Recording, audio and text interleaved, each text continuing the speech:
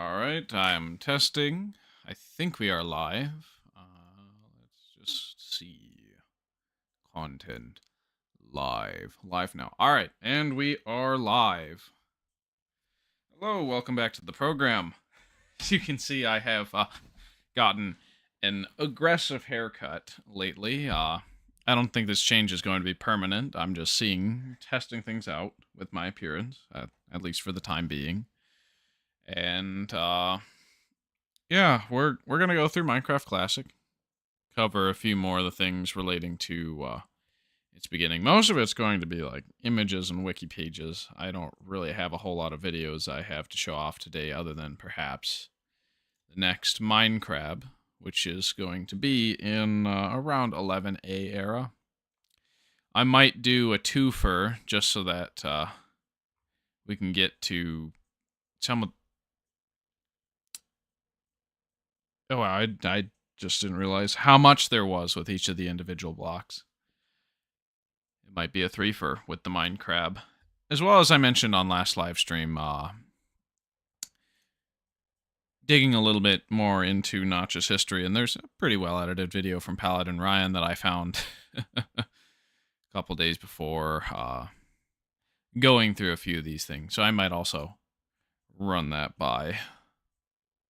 And why don't we just start at least booting up Betacraft and demonstrating. We are in this series right now. So I will be switching over to a new world, as in it's a new level.dat. It's not going to be added to the infinite world yet, and I don't think I'm going to do the same approach as the Turtle SMP, where all the classic and in-dev stuff is in the center of the world. Instead, it's going to be placed at variable places for me to discover as I explore the world in the future of, oh, I remember when I did this, and so forth. Now, I may or may not write down the coordinates for when I do it. I'll just have to take some feedback on that, if y'all would like to give me some. Okay, so if I select version, yeah, let's just show where we're at right now. Okay, so this is the 11A version. The world gen's not going to change between this version of RD and 11, I think, or shoot. Pick block function is not added yet, so falling is faster. There are a couple block choices, so we have stone now, dirt, cobble, planks, and saplings. Now this is wrong retexture for this version, so I think this is a improper archive of it. And I do believe I already have them placed down. So if I click out of that and go into my archives, shoot, where is it? It's in the .betacraft folder on my computer, so I'm going to have to go open up another window, File Explorer, percent app data percent. Okay, so under Forever World, this is going to be level pre-classic 161148. PC 161148, at least temporarily, so that I gotta, yeah, so I can change level ion back to level. So when I boot it up again, just review where we've gotten so far. So I drew the radioisotope ionizing radiation symbol. Sorry, I got that a little wrong. And if I randomize, we can see it from above. Now, the falling isn't as fast in this version as it was in the previous versions. I guess I should boot up a backup just to demonstrate what I'm talking about. as I can't get the full screen of this yet without modding my client. It's all stone. So this is just a texture thing embedded into the stone. Whereas previously, there was grass here. Well, no, it wasn't. It was block ID 1, which was based off of Y level, thus it is stone. Block ID 2 is dirt. Block ID 4 being cobblestone. And block ID... Oh, I think it's 5. Because... Shoot. I'm going to have to do a little review thing. Because grass was added, but we don't have access to it in this world. And we won't without external tools or modifications to the game, which I do have access to, but only in a select version range, and that was for server stuff. Well, it keeps sending me to the same location. Okay. Oh, this is close enough. So these are the first permanent versions of each block. So as we go back to this world, in the future, I will be adding the new blocks to it. But this is not going to be a permanent world. We're going to generally, for each new version, try and stay in the world generated by its level generator, and not by, not from a previous version, unless the level generation doesn't change all that much, if at all. And so these are the new blocks added, other than grass, which perhaps I should put a placeholder slot. I'm going to rename that back to level ion so I can queue it up at a moment's notice.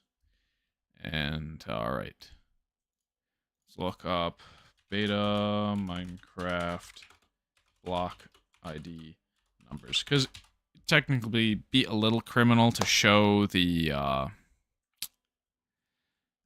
actual code of the game on stream, because I have access to looking at deobfuscated code from the Retro MCP project, but I don't think I should show it on stream. Okay, images. Yeah. So there were numerical IDs before there were, before the flattening, where it became more of a string of text and so forth. Okay, yeah. So stone is 1, grass is 2, dirt is 3, cobblestone is 4, and planks is 5. And if you know how computers count, block ID 0 is air. So nothing. It is the absence of a block, but it is treated by a block by the game's engine, technically. Alright, so if I select version 11A launcher, does it generate in the same sort of way that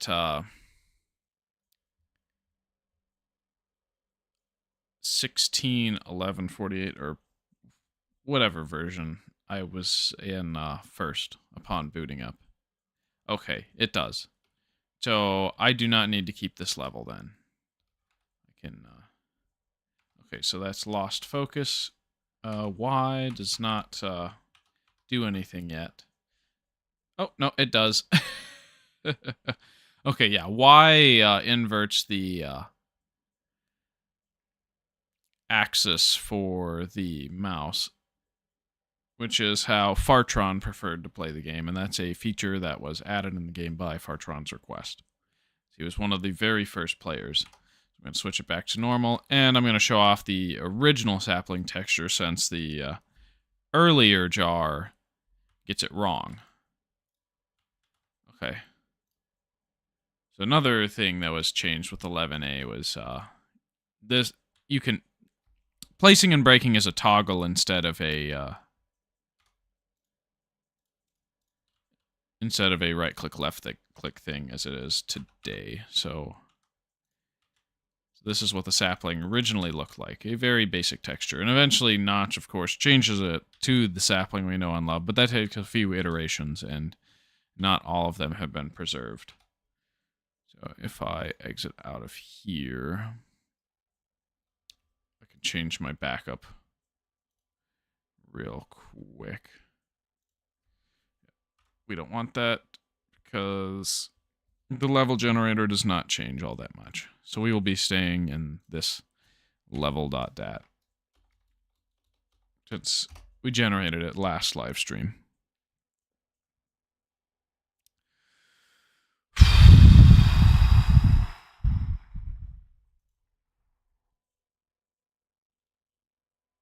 And since there aren't a whole lot of differences between those two versions, I think we can jump to 12A dev, or which is practically, for all intents and purposes, 11A as we know it. It's also known as 11A in the official launcher, though that detail is wrong and some people will get nitpicky about it.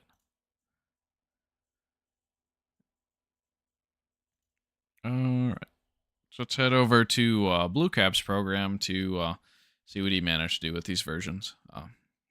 Something that I'm not going to spend the time to do on stream because, well, if it's already been done, here it is. It's wonderful, isn't it? Hello, welcome back everyone to the third episode of the Minecraft series. We have upgraded to RD160052 in Swedish time, and this brings a lot of new changes. We'll cover them in depth, but the most exciting one is that we have new blocks to work with. I covered that last live stream. A little bit. I barely showed them off at all. I placed them down in the first world, but of course we're switching into a 11A type world since only early testers of the game got to experience the world generation that he's showing off right now. So before we didn't have a choice of what block we wanted at each position, but now that's right. It was always stone. We have 3 new blocks. So we have stone, dirt, cobblestone, which existed before, and we have plank. Well, it didn't exist before. The texture was used beforehand, but it didn't exist in the game's code. It was just block 1. So those are the first of what I placed. This one, you might have realized all these blocks have turned to stone, including the first block I placed. So our first house, the first castle, the Menger sponge, it's all turned to stone or been petrified. And the reason behind this is that before, everything was either filled. Well, it's either a 1 or 0, not necessarily filled or empty. Or not filled. Not filled. I mean, the nomenclature works, it's a little jank, but I mean, how many takes is it going to take to get the best way to say something? I probably shouldn't have commented on that. 1 or 0. And when we converted it, now each one has different IDs for the blocks. The ID for stone, if you played before 1.13 or especially, it was 1.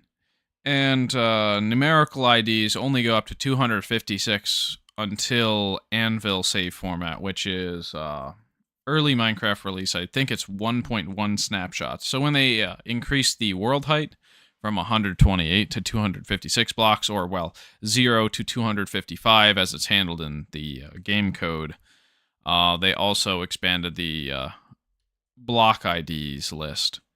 Though I'm not entirely sure by how much. I will have to revisit that when we get to those versions. Especially if you've been playing Minecraft since 1.7, you might know is 1. So all the 1 ID... Beta 1.7 or release 1.7? Because if you're playing since 1.7, they were actually trying to get rid of IDs being called in commands and modding, and trying to refer to names instead. I mean, during the snapshots of 1.8, and even, I guess, 1.8, whenever you were to do a set block command or a give command and you would use the numerical ID, it would say, caution, this is not going to persist in the next version, and we are getting rid of it, basically. Though, I think the message was different. I will have to revisit that. These have been converted to stone. So, because there was only 2 blocks before this version, when Notch added 3 new blocks, I do love how he says, pretend this is grass. All of ours died. More than doubled the number of blocks. He multiplied it by 2.5. This is the greatest increase multiplicatively. By 2.5? I mean, by block IDs, it's technically multiplied by 3. Actually, no, by 4. Because you had 1 block ID beforehand, and now it's 4 block IDs. So, yeah, multiplying the entire block type count in the game by 4 is as much as we've ever seen and will ever see, because when you're starting with 1 block, it's easier to multiply 1 by 4 than it is to multiply 256 by 4 and have them all be unique and stand out. Because then you have way too many similar blocks that do the exact same thing. In Minecraft history of the number of blocks. But it only added 3 new blocks. Fun. Not 3, because there's grass, so it's... Shoot, that's 5. Multiplicatively, this is a 5x increase by in-game block ID. Now, by player perception, it's more like a tripling or so forth, but yeah.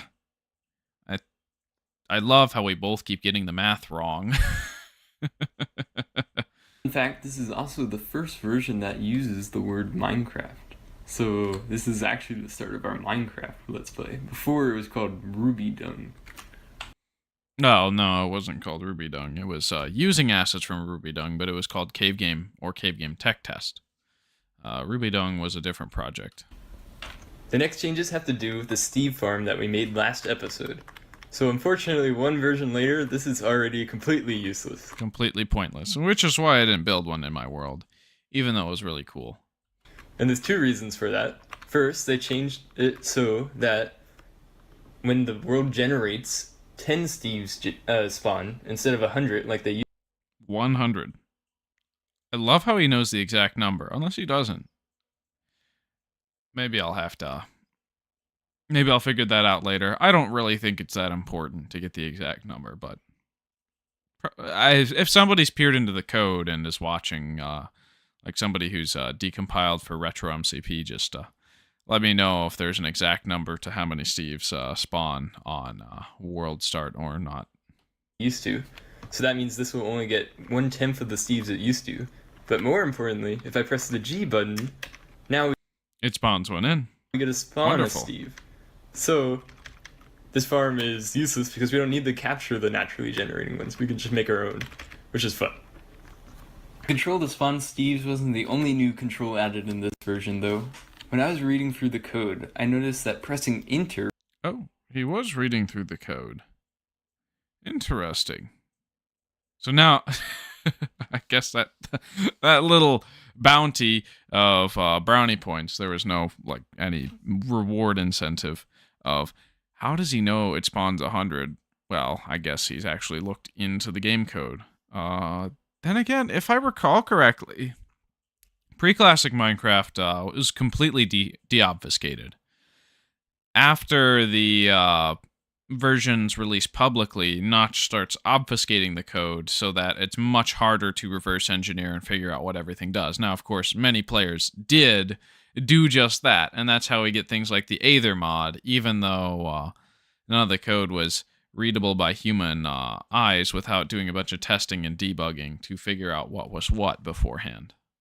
And that's why we didn't have a lot of really comprehensive and advanced mods for the game until later into its life cycle, but still, way before release, we had amazing and dense mods. Because it's Java, people were able to figure out what functions were. Will save the world. I didn't see this anywhere online or on the changelog, probably because it's not particularly useful. The game already saves whenever you close out of it. But if I press Enter, you'll see the game freeze for just a millisecond while it saves all the blocks. Yeah, it is good to know that Enter saves, because, like, say if I lost power or accidentally had...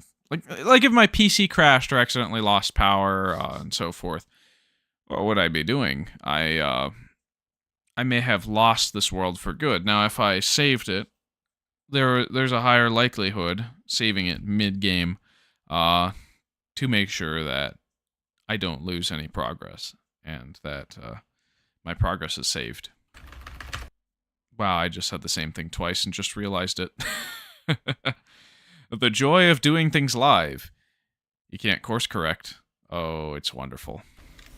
Hopefully you saw that while I was falling. It just freezes for a millisecond. Another cool addition, I'm just going to go through some small changes here, is that they added block breaking particles.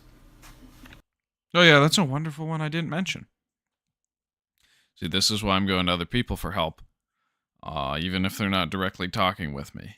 So these are the first particles we've seen. They're bigger than the ones now. While I'm building this wooden house, That was a little bit of an awkward cut. because our stone house isn't very comfy, I'm going to talk about some of the smaller changes that have happened. So now I have a crosshair, which helps with building. See, this is just something I took for granted. How dare I? How dare I forget? We have a crosshair now. Also, it's in full screen mode now, which means the aspect ratio is better for videos, I think. Hopefully it looks better. Well, it's just going to be a higher resolution in general. Because running at like 640 by 480, everything's grainy. I mean, if you look at today's thumbnail, the image was taken from a 4:3 applet window because that's its fixed size. I couldn't make it bigger or anything, so I tried to reduce it to the corner of the screen. In hindsight, with the thumbnail, I probably should have inverted the direction my face was facing and given the character shoulders, but I was in a rush and really wanted to go to bed that night. I had a long trip out, as you can see from this right here. But at least I got a thumbnail, so that's good. On YouTube. Here's an interesting bug in this version. If you look in the top, Axolotl Guy 7. Hello, also the 100 human things is listed on the wiki. Oh, yeah. I'm being obsessively nitpicky for no reason because I'm struggling finding out things to talk about. Or maybe I'm not. I'm just trying to get going. On the content. Toot. right corner of my screen, there's no block. So if I right click or left click, I can't place or break anything. It's like I'm in adventure mode. And this happens sometimes when I'm... It literally happened last night when I was kind of doing a rush through of the new features and additions, which of course I forgot the 100 Steves, as well as the G key, the 10 Steves, and then the crosshair. But we witnessed this on stream last night. Sorry, not last night. Tuesday night, because today's Thursday. That the game will freeze and lock you out of interacting with the world in any way other than moving, which is really bizarre. Switching from some other program to Minecraft. So, not gonna lie, it's really annoying when I'm going from the software to record to Minecraft, and then suddenly I enter this mode, and now I need to restart the game. It's kind of interesting, though. It's probably going to happen a lot less when I go live, but can't say it's going to be 100%. That you can enter adventure mode before it really existed, just because of a bug. Another... Yeah. Unfortunately, adventure mode isn't really used to its fullest from what I see nowadays. Then again, like, maybe I'm just not playing much adventure maps. I think my peak adventure map playtime was around the 1.9 combat update with maps like Terra Swoop Force and so forth. And that's just because I wanted to play with friends, and that was the easiest way to get a server without figuring out port forwards or paying someone else to host it. In hindsight, no, that is a suboptimal way to do things, but maybe I'm just wrong on adventure maps. If y'all only have if you had... Oh, I choked on my tongue right there. If y'all have any adventure maps you'd like me to play sometime on live stream for just kind of an impromptu thing, just let me know. Send them in. I'd love to hear about them. Another change they made was to the physics engine. So now we fall at terminal velocity 16 times faster than we used to. So now it's -4 blocks per tick. I love how I can hear the the obvious redubbing where he realized he made a mistake and just spliced in a different number. It's kind of funny. I honestly think it serves the overall narrative of this video a little bit better. Now, you may remember in episode 1, we did the challenge where we saw how far we could fall. We got 2 million blocks down. Oh, and it just gets called from view. I didn't notice that in earlier versions when I fell off the map, but that's probably because I didn't let myself fall far enough. Interesting. By taking 5 days. Well, now I'm going to turn on this timer, and we're going to see how far we can go with this. I'm going to leave my computer once again, and we'll see how far I can go down. Day 1. Day 2. Day 3. Day 4. Day 5. It's a Day lot of 6. days. Day 7. That's a lot of time. Day 8. Day 9. Day 10. Day 11. Day 12. Day 13. Wow, 2 weeks later. Actually, yeah, it's really disappointing he wasn't able to break the record. He's just gonna get to it, but it's cool that he at least did it. Just to have something to say. Axel Guy 7. This day thing reminds me of those Rubik's Cubing videos where they do one move per day. Oh, I solve cubes? I could not imagine the amount of mind torture it would be for me to do one move a day. Everything with solving the cube is either muscle memory or it leads into the next. So if I were to do one move a day, that would break my brain. If I were actually legitimately solving it, that is. Now, if I were using some external program or so forth to solve the cube, one move a day, sure, that's easy peasy. But if it were like actual brain power, not gonna lie, most of what I know about cubing is muscle memory, other than when it comes to solving big cubes. And that's probably why I like solving big cubes so much, is that it feels a lot more like a puzzle and less like a fidget toy to me. Closer to 15 days now, and we were following that entire time. Now, I have just logged in, and I'm actually on the top of our world right now, which was not planned. I do not know I'm here. I will have to look into the code, see if I can figure out why. Yeah, either the game rubber banded him back, or a cat stepped on his keyboard, or there was a power surge and he had to restart everything. But I don't think he had to restart everything. He just found himself on the top. So somehow the R key must have been pressed, or the game must have rubber banded him back somehow.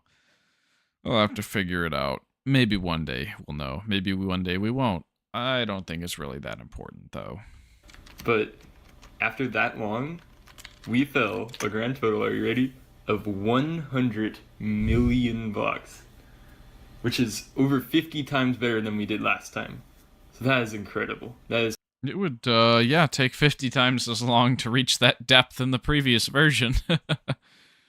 Oh, wait, no, it would be 16, as he said, because 50 is the amount of time that, the amount of blocks he fell, but he was falling for a much longer amount of time than the first time. So it would be 16 because the terminal velocity is 16 times faster. As far as I can tell, I searched online the world record for the lowest position in Minecraft. Alright, I brought up a Desmos graph. This shows the difference between the distance below our world in millions of blocks and the hours we've been falling in our world. So as the hours go up, we're falling more and more distance.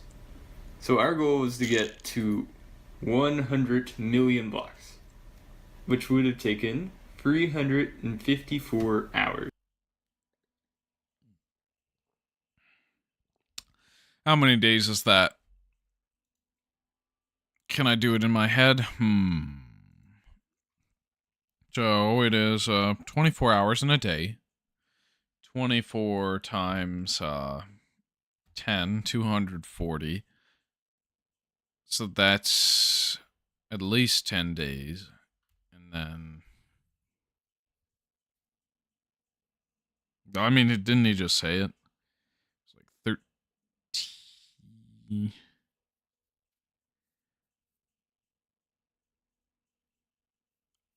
Yeah, about 15 days from just a really, really basic quick calculation. Which is around when I started recording and I was on the surface. So we didn't actually get there. The last time I was recording was at 314 hours and 15 minutes, which actually puts us at 88.7 million blocks. But I saw it at 336 hours, which is 14 days, and that would put us at 94.8 million. So that is still an incredible. It's still incredibly close, but unfortunately, we have no proof of him beating the record. I wonder what the proof for the record is, though, and how that person got there. Maybe even chat with that person if they're still active online. Distance, even though we didn't actually get to the 100 million goal. That is it for this episode. I hope you enjoyed.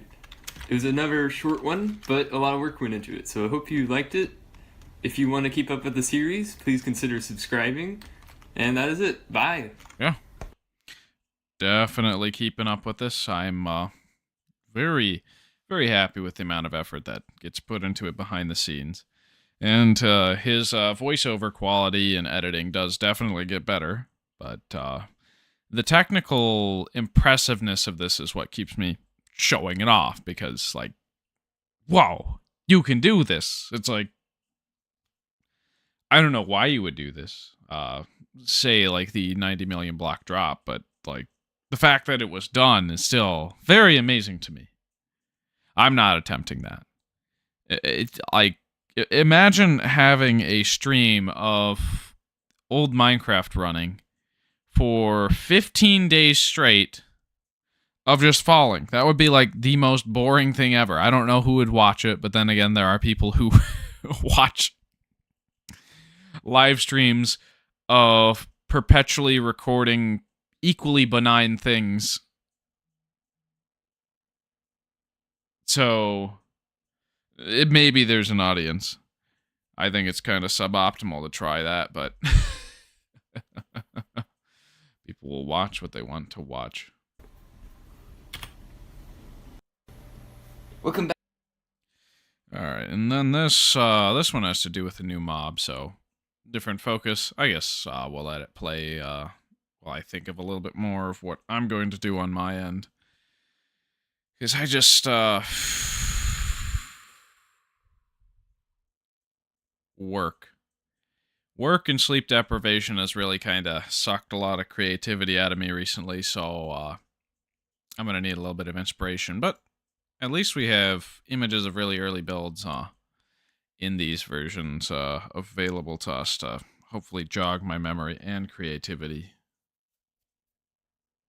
All right, let's let this play. Back everyone to the 4th episode of Minecraft. We have updated it once again, this time to RD161348 Swedish.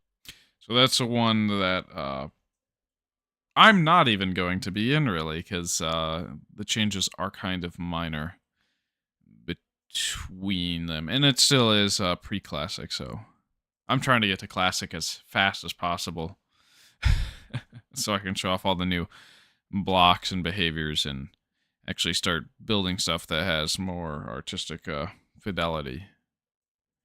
Classic time. I see. Okay, so Glitches Galore is going to be the one that covers locationality. I think we may want to watch that on another live stream unless I am dry for inspiration still. But yeah, let's at least watch episode 4 and then we'll go from there. Swedish time. And this has brought some new changes, and this is actually the last version of pre-classic. Now that is big. Minecraft history can be split into 7 main periods: pre-classic, classic, in-dev, imp-dev, alpha, beta, and the full releases that have been happening since 2011. They're still going on. Now we're about to move from pre-classic to... Yeah, and then after full release, and even within these phases, I'm probably going to demarcate things between things happening internally at Mojang. So, like, when he hires his first employee, when Notch hires his first employee, when Valve and Notch talk about uh, possibly putting the game on Steam and selling it to Valve Corp, which ultimately never goes through, as well as the period where Notch switches away from being lead developer and gives it over to Jens, who, well, we know him by Jeb underscore for the most part, Jens, as well as a few things happening at Microsoft, even where they start putting out these huge updates year upon year, and then having like minor updates interspersed in between. But like for the longest time after Microsoft bought Mojang for the Minecraft IP, it was really mostly release 1.7 and release 1.8. Then we got 1.9, and there was almost nothing after that for a while. At least that was substantive.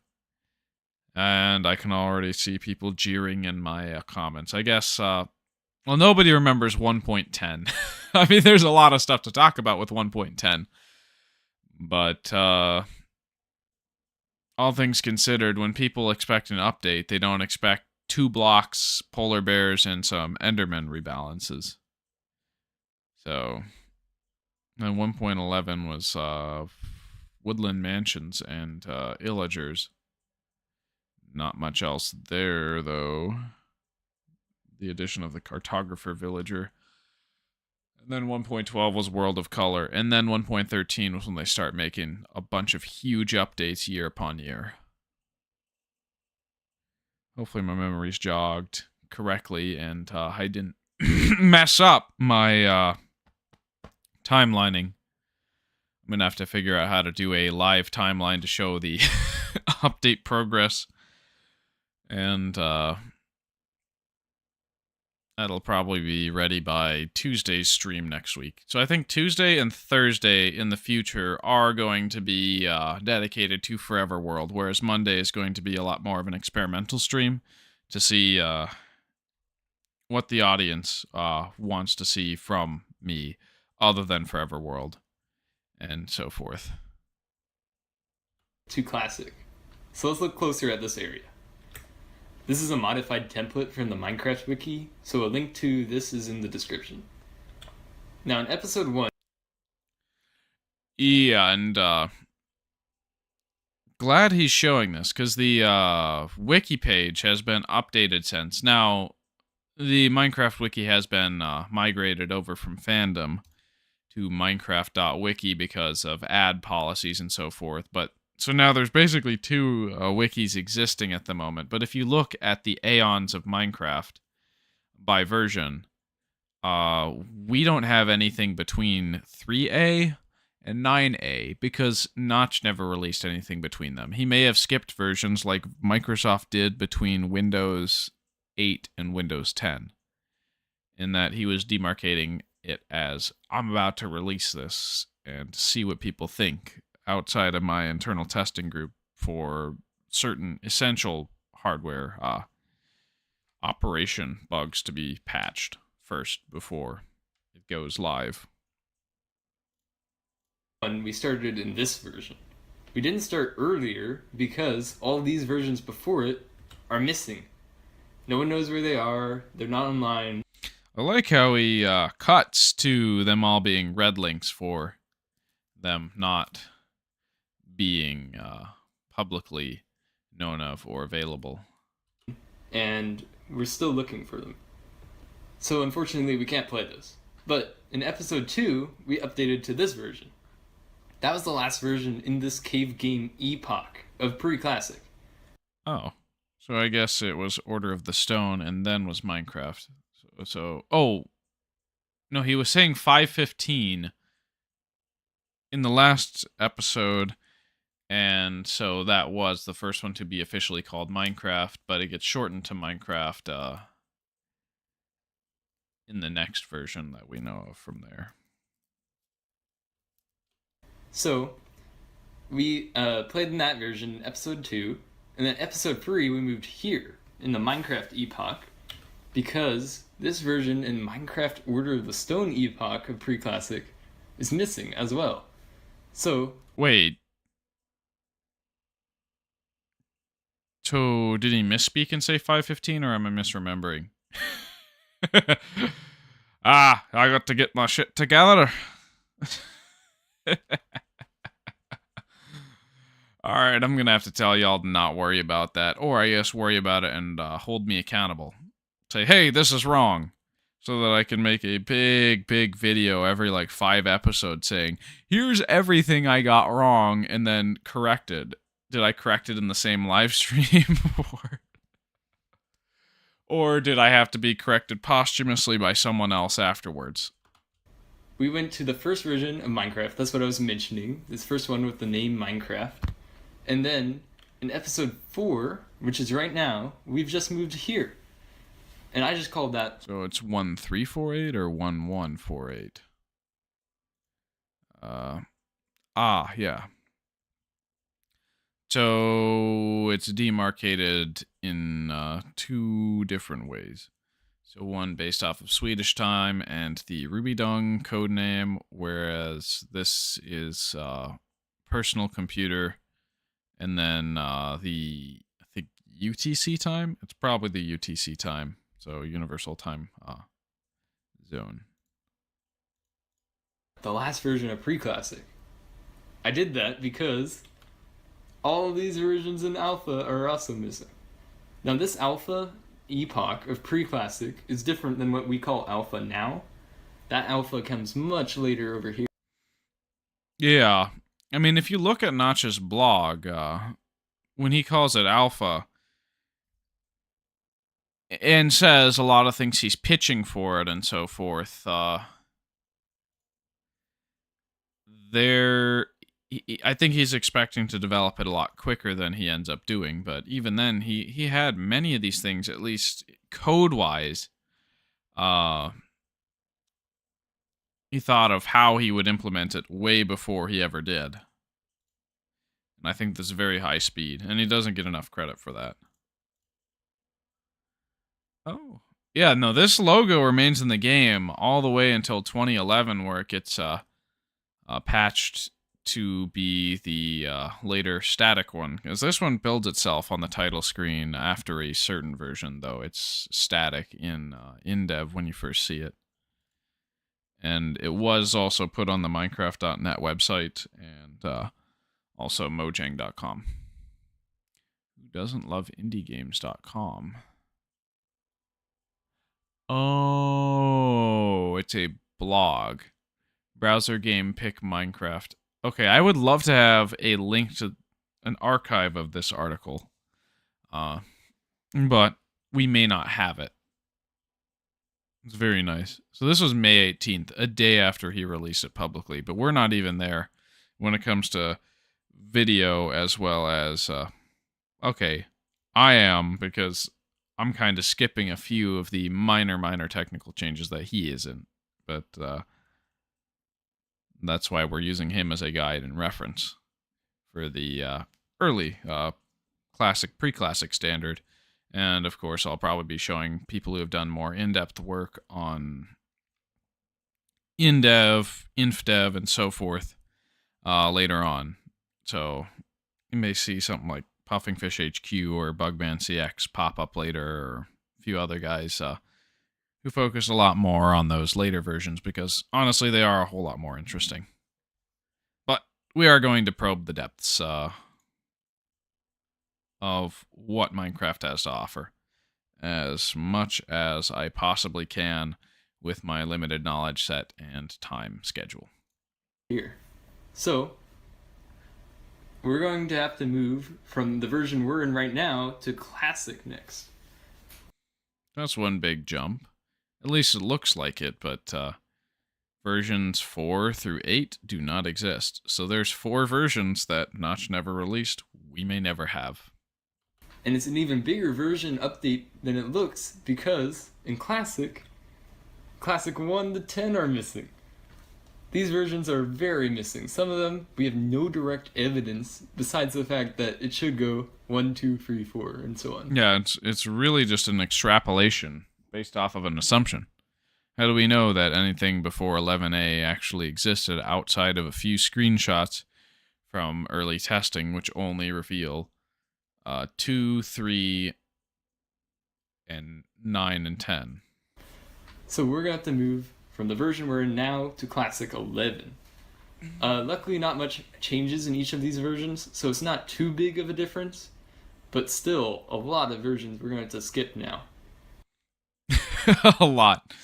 I mean, he makes it seem like a big deal, but the amount of changes between them is so infinitesimally low compared to major updates, even in like alpha and beta, that it's not that big a deal. I have no qualms about skipping them. Awesome! Now we know that version history. But the question is, what changes did this version make to the game? Firstly, now there is saplings. And this specific one has the wrong texture. It was supposed to have the other texture I showed from, is it 1148 or is it 52? I think it's 1140. No, it's so 12A dev has the old sapling texture in it, whereas 1148 has one from a newer terrain.png. So we have the more modern sapling texture in there because the existing one that's archived is modified, at least in regards to the terrain.png. Although there's no trees. Saplings are really strange in this version, though. You can actually put them on any block. And However, they are now another dynamic tile, like grass. I was wrong in the first episode to say like water was like the first dynamic one. No, grass was because it dies when it's put under a shadow, and it grows when there's light around it, and it grows a couple of ways. So it can spread to any dirt block on the top of a pillar, so exposed to sunlight in a 8-block ring around it, and then it can spread up by 1 or all the way down to a range of 4 blocks. So if you were to, why don't I demonstrate it since we have the world in this version, and it's so nice to have it resized. Right.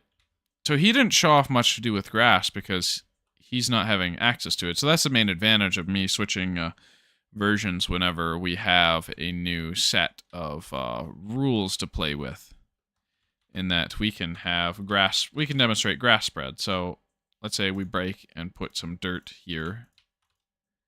Yeah, it's already spreading, but we can just leave it there. And then if I dig a 4 deep hole and dig my way out, grass should eventually spread to the block below, like this.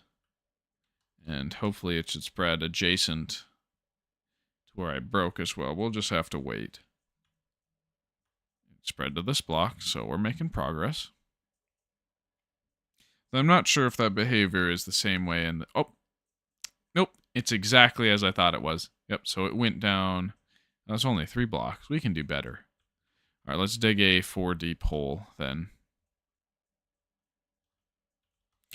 And that'll mess with our data due to the fact that it's a 2 wide hole. So this is 3 blocks down. This is 4. And then boom, boom, boom, boom, boom, boom. Yep, we can try and seal it up ASAP.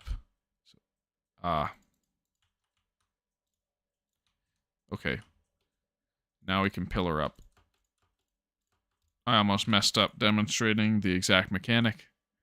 Oh boy. Alright, we'll just be stuck in the pit until it grows. Lucky me. And this is a much less aggressive on the eyes texture for cobblestone than we had in the very first version, even though that cobblestone texture was applied to block ID 1 or stone. That's very nice. Should probably build something out of it. We love the dirt/grass pit. Thank you very much, Axelall Guy 7. We do love this dirt grass pit because I can't get out of there, and I'm just waiting for it to grow. Dude, if it doesn't grow and I'm here for like 30 minutes, I might like grab something to drink or eat. Maybe it never will.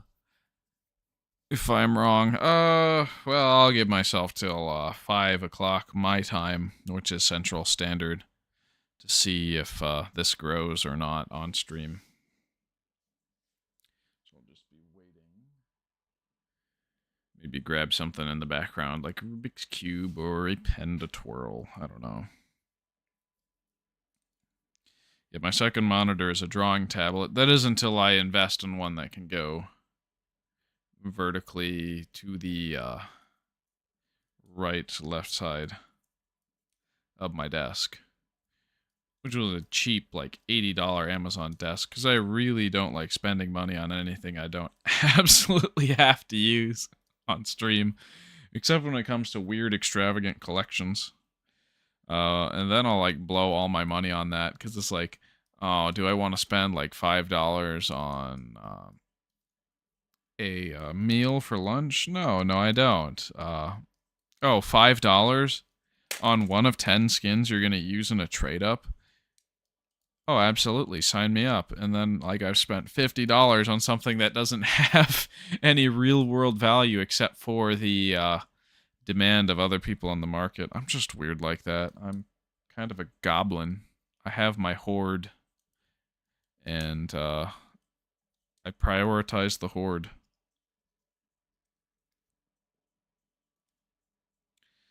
Alright, that's 1 minute past. Can it go down 4? Or are we compromised? Of course I launch it. Alright, we are 2 minutes in.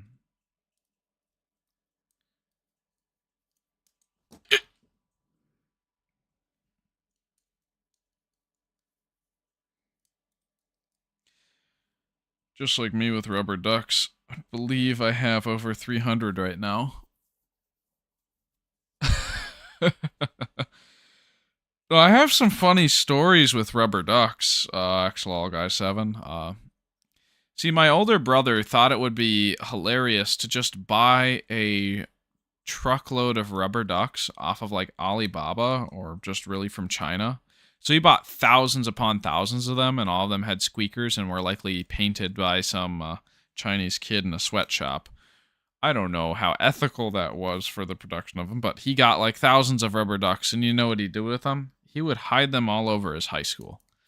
And people would continually find them there even after he had graduated and so forth. And like one of the things he did with like the swimming pool was he filled the rubber ducks with water. So he got them to like be full of water instead of air, and so they wouldn't float. So there were just a bunch of rubber ducks at the bottom of the swimming pool. And and this was like a diving pool, mind you, for the swim team. It was like 12 feet plus deep. So imagine having a bunch of sunken rubber ducks at the bottom of a diving pool. I cannot imagine those were easy to retrieve, but I think it's hilarious. I think we need more stuff to happen like that. And I'm going to confirm that this is 4 blocks. 1, 2, 3, 4. So why isn't it spreading? Probably some goofy random tick thing. I mean, at least it's not as bad as the kid in the same class as him. that opened up his teacher's computer case and put a hot dog from the lunch table in. I don't know if it was ever opened up and removed. There's just a hot dog in his computer case. And that classroom probably smelled of hot dogs, like hot, burnt, stinky hot dogs for the definite period of not repairing that computer. I can only imagine the look on the computer technician's face when he opens it up and sees this shriveled, dried up thing slightly resembling a hot dog in there. Oh. Actually, yeah, I saw your comment a couple seconds ago. I just wanted to continue my hot dog rant. Isn't the max like 3 blocks down? Yeah, it very well might be only 3 blocks down, but that's what I'm doing this for. Is like, I thought it was 4.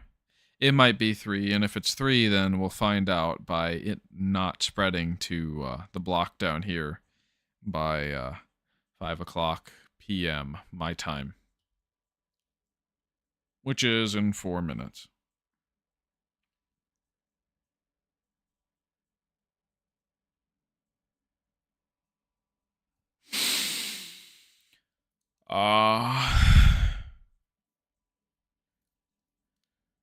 Well, if you're still in the chat, may I ask you a question? What's your favorite block in Minecraft?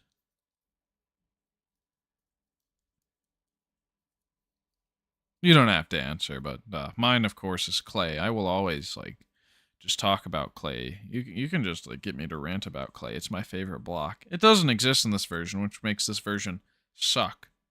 Probably the moss block. Very good choice. It is a very good choice because you can use it to turn stone into dirt, and you can use that dirt to turn into mud, which you can turn that mud into clay. Therefore, it is also a very good block, and it is probably one of the best types of blocks because it can turn into clay, the best block in the game. Okay, enough trolling aside. It's a very nice shade of green, and I'm glad that we have a shade of green that's consistent like that, as it's green on all sides, like the original grass blocks in Minecraft, as well as it's not biome dependent on its coloration. It's just always that specific shade of green.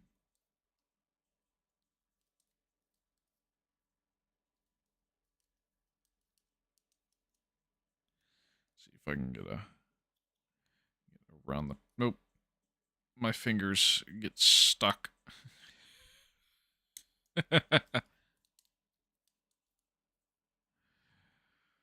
Oh, yeah.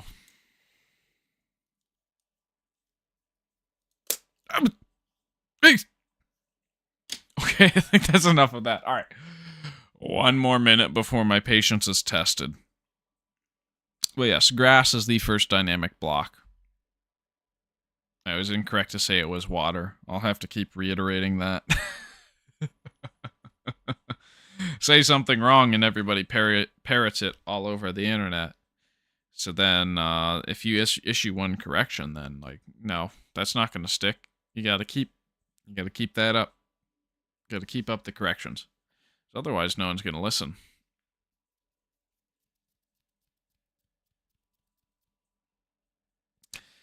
Not going to lie, it's really weird not having this really long, mangy, unkempt excuse for a beard anymore. I got so used to it that when I shaved it off recently to tidy up my appearance, it's like, yo, what? Yep. So, yeah, unfortunately, I was wrong about the 4 blocks thing. So either it gets buffed later on, or it gets or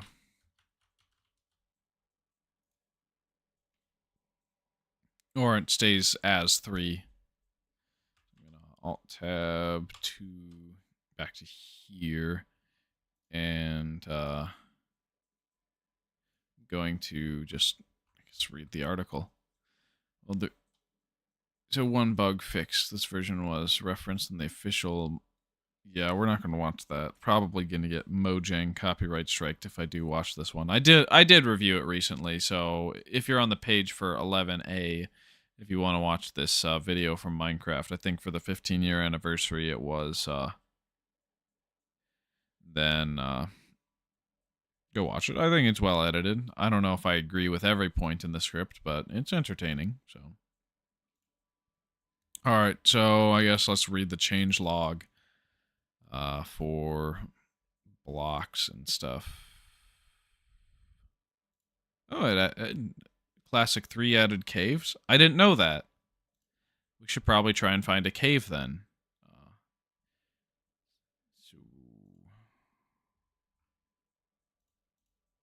So where?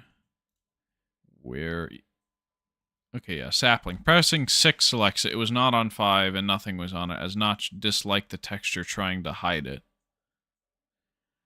I see. Yeah, I mean, the original texture for saplings is just, ugh. Ugh. That makes sense at why it would be that way. Now, this gallery uses the later oak sapling texture instead of the correct one, because the only archived version we have is has a modified terrain.png. Yeah. Note the sapling texture introduced in Classic 13.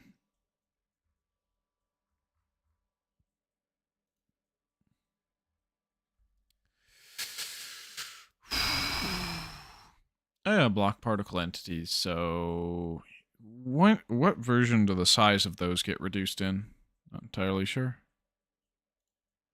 So under the order of the stone one, that's when, yeah, dirt, new block. Generated under grass blocks, transformed to grass when is next to a grass block, or down to 3 blocks under. Not 4, unfortunately, but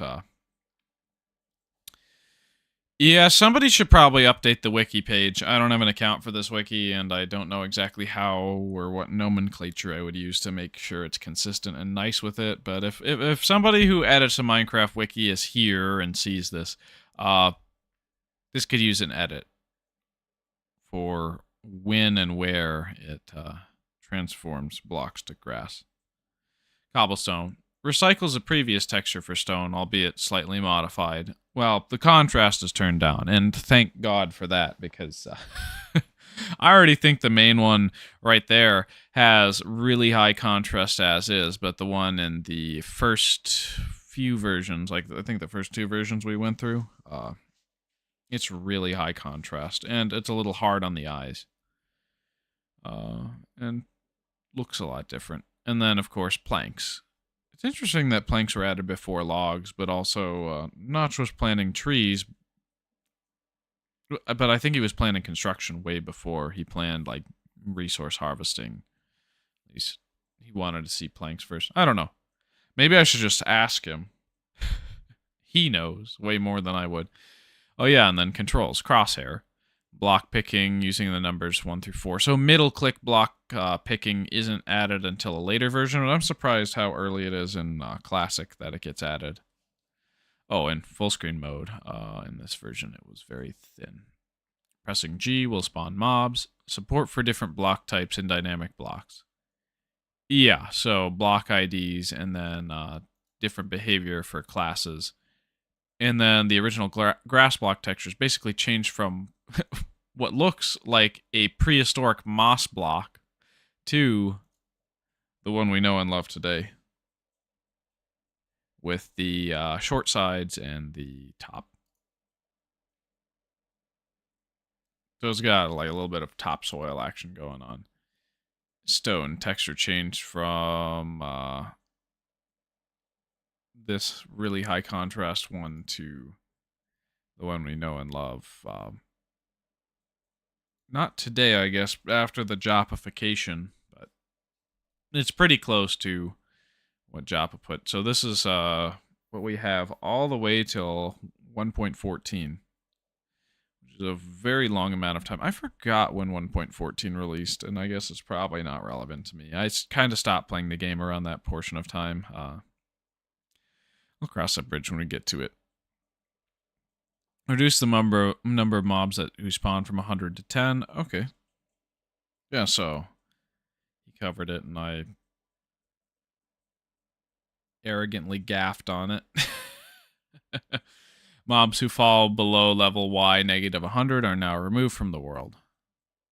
That's a good performance change because the more floating point numbers you have to deal with in a game, the more unpredictable and buggy it can become, especially in a coding language like Java. And mobs now appear darker when in shade.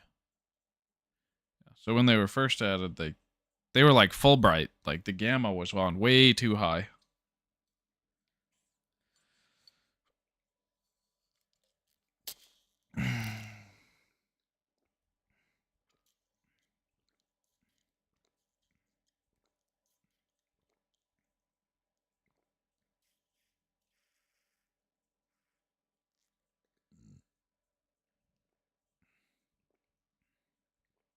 Change players' physics. Now they can jump farther, walk, and fall faster. So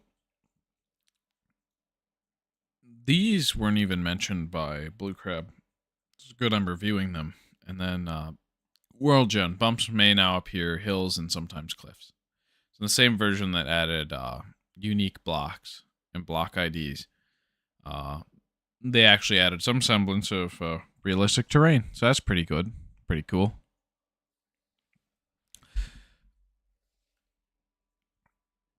Just making sure my face is properly in the shot. Change players' physics. Now they can. Oh, I already read that. General. The game was renamed from Cave Game to Minecraft Order of the Stone. To this version. You mean in this version? Alright, that could be cleaned up a little bit. Light. Shadows have been brightened. Level gen. Unless a level.dat from an older version is launched, the world is no longer flat. Loading a world from older pre-classic versions causes all blocks to become stone. You could also go into MC Edit and change the level.dat file a little bit to have a top layer of grass, but I would rather just generate one of the new worlds instead of making it look like the pre-classic version did in its own time. This version is the version shown in the Minecraft progress video. That was one from the Nizach archive. I believe I showed it. If I didn't, just let me know, I guess, if somebody's going to review it. I don't expect anybody to review past live streams to help me out with information, but it would be most certainly helpful if any did. The R stands for Ruby Dung. Duplicate of RD13161348 and the launcher is labeled 9515. However, this one is not located on the Minecraft download servers, and attempting to download it downloads this one instead, a later version. Well, the JSON file lists a date being 10 p.m. UTC on May 18th. This is merely the default for versions with no specified release time. Very interesting. Okay, Minecraft progress. Oh, yeah. So I haven't covered this. I corrected myself. Good. Very good. Oh, and from this video, I can see, like, already a primitive pathfinding tower. Like, before beacons and so forth, we had the tower. At least I hope that's a tower. It could be something else, like some sort of gamer image. And there's a basement. But yeah, we should try and find a cave. Unless they weren't added in said version.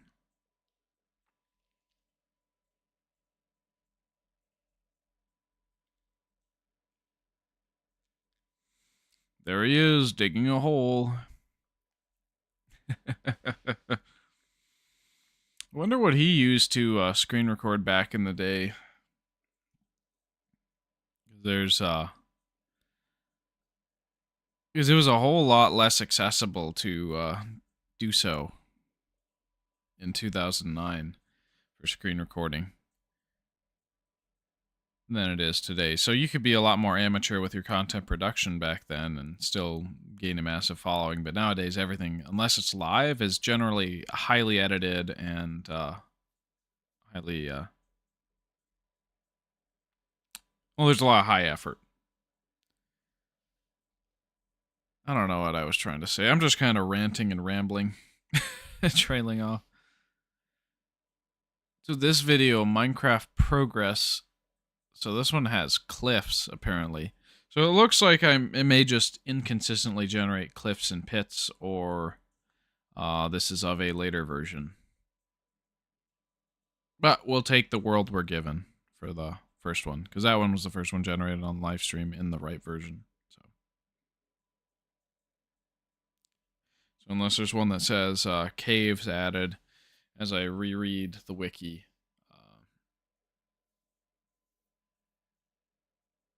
we will stick with this world for the indefinite portion, the rest of this live stream.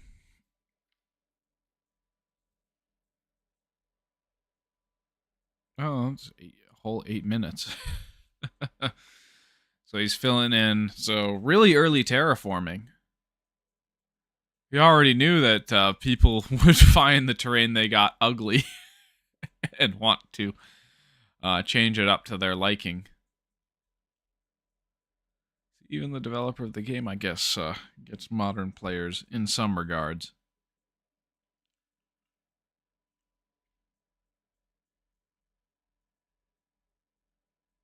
But yeah, I think the pre-classic world will be the only one I go back to consistently to modify with the new available blocks and features. Oh, there's a little house. Wonder. Oh yeah, you still have that clipping bug where you can place inside yourself. But yeah, the terrain generation is generally going to look about the same as what's shown off here, or at least later down the archive line, but not too far from here. Up until March 27th, InfDev. So the first one with a new level save format, also known as alpha save format, which allows you to have any infinite world taken all the way from the first possible version for that save format to today. Now, of course, I'm starting way earlier, so I will be using external tools, but that's how it is. So I'll have to go through with it.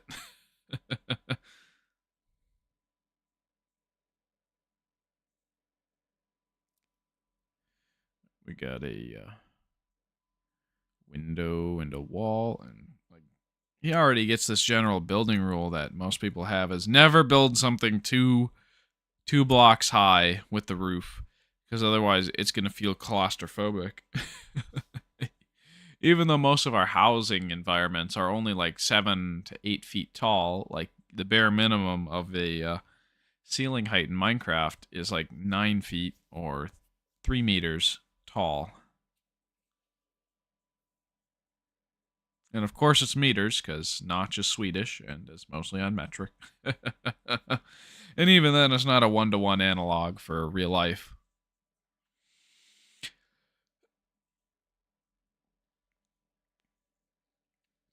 Oh, and we can see the grass dying. I didn't even think to demonstrate that.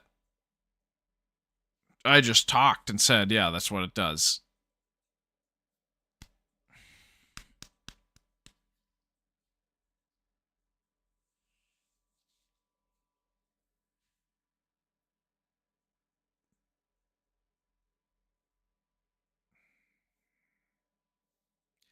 My main problem tonight is I feel a little bit feverish. Hopefully all is good and I continue to do things. Xlol Guy 7 says, I forgot how much I like the old plank texture. I don't know if I'm the biggest fan of it. I think we could have had better brown bricks, but it does definitely have a stylistic place. I just don't think it matches all too much with the later textures that are added. And again, I think brown bricks is the best argument for the old planks texture and why everybody should use it. Oh, he's building a little fireplace and chimney.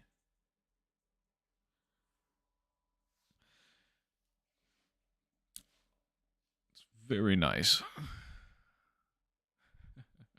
For just kind of messing around and seeing things. Oh, and he lets light in. It's already feeling cozy, and there's not much going on in this game. It's just little things like this that make me say, yeah, no, this was definitely going to be a cultural phenomenon. Even before much happened, like, this is going to be addicting. Or not very addicting necessarily, but at least enabling for people to be very creative. Maybe I'm using the wrong language surrounding this. But oh, how silly.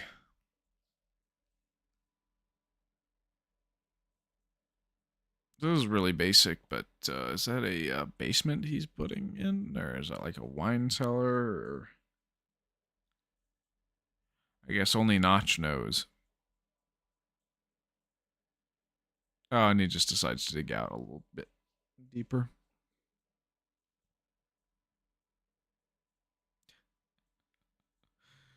Oh, I'm just nitpicking the very creator of the game's building style just because I'm trying to turn this into content.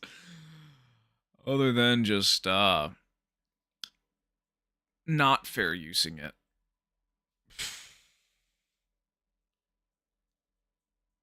And yeah, you can spawn them in and have a party. This party's getting a little wild. I wonder if one's going to jump into the fireplace. Anyone want to place bets on that? No? Dang it, Notch. Oh, my word. That's silly. All right, let's see. When were caves added? Or was it this version? It's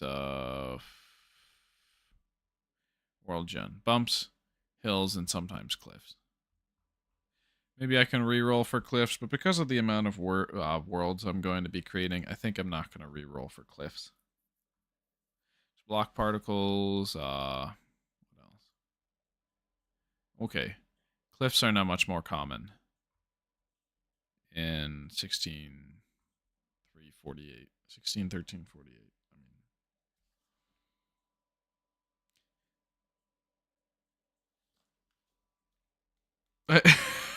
Xlol guys 7 says, I believe caves were added after the year 2000. No dip.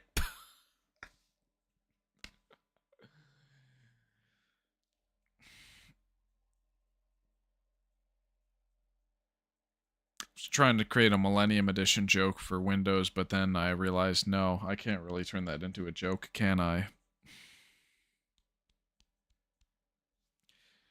My word. Silly. Silly, silly.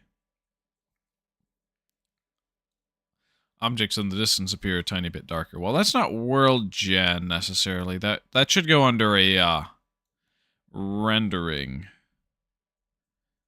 header. I'm surprised I'm finding issues with the wiki. I really shouldn't be.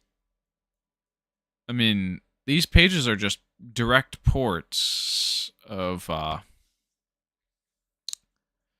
was on the fandom website beforehand, unless they aren't. But I guess I'll have to create an account and modify things. All right, when are caves added? So 16.13.48. So that's when the one thing was generated. So that's private testing. That's the Y. Where's caves? It's in 3, right?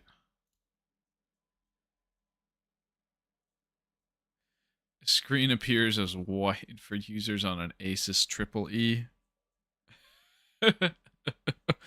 That's not just graphics card, isn't it?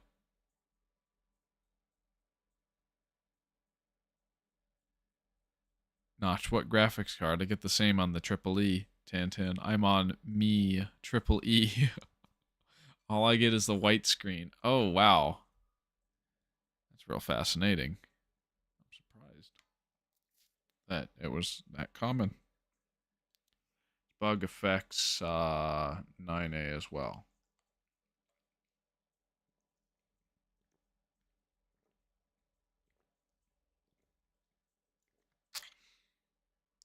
I think you might want to shuffle this a couple pages over, or even add a bugs header.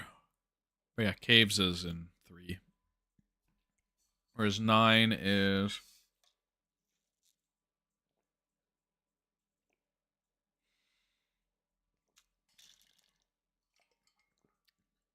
instead of a single face, it's all faces. Interesting. Resolution changed from 1024 by 768 to 640 by 480. That's the correct version. Yeah, so somebody's got to verify it.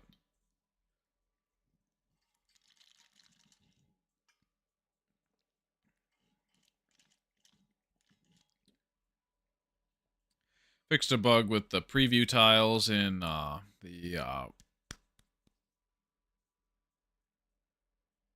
toggled build mode. You can no longer build inside yourself. And then the white screen from version 3 still affects the game. Okay. So crash bug in Opera. Alright, so this is the first public version. So if this was generated in 11A, I should sorry, not 11A.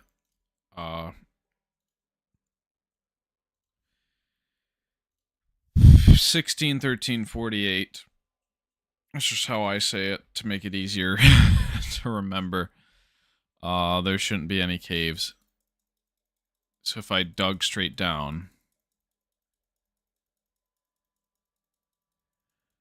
yeah, nothing. So I think I'm going to hit escape on that. I'm going to rename the level.dat real quick to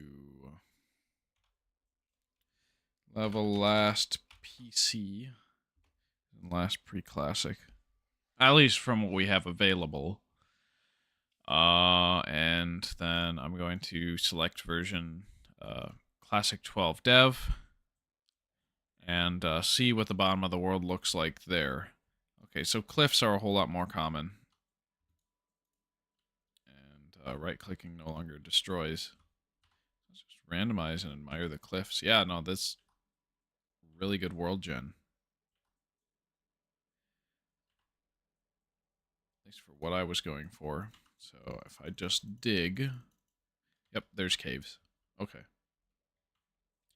So then if I drop down to the bottom of the world... Ah! I wouldn't be able to see all. Let's see. Oh, it put me close to the edge. This is exactly what I wanted it to do. I didn't even get to say it, and the game just put me close to the edge. So can you still dive off the edge? Yes, yes, you can. But the edges of the world are blocked in, curiously. So that's a little bizarre. If you dig down, caves. Very nice. So I'm going to dip and rename that to 12A dev. And this one I generated off stream, so I'm going to not keep it around. I get to rename that to...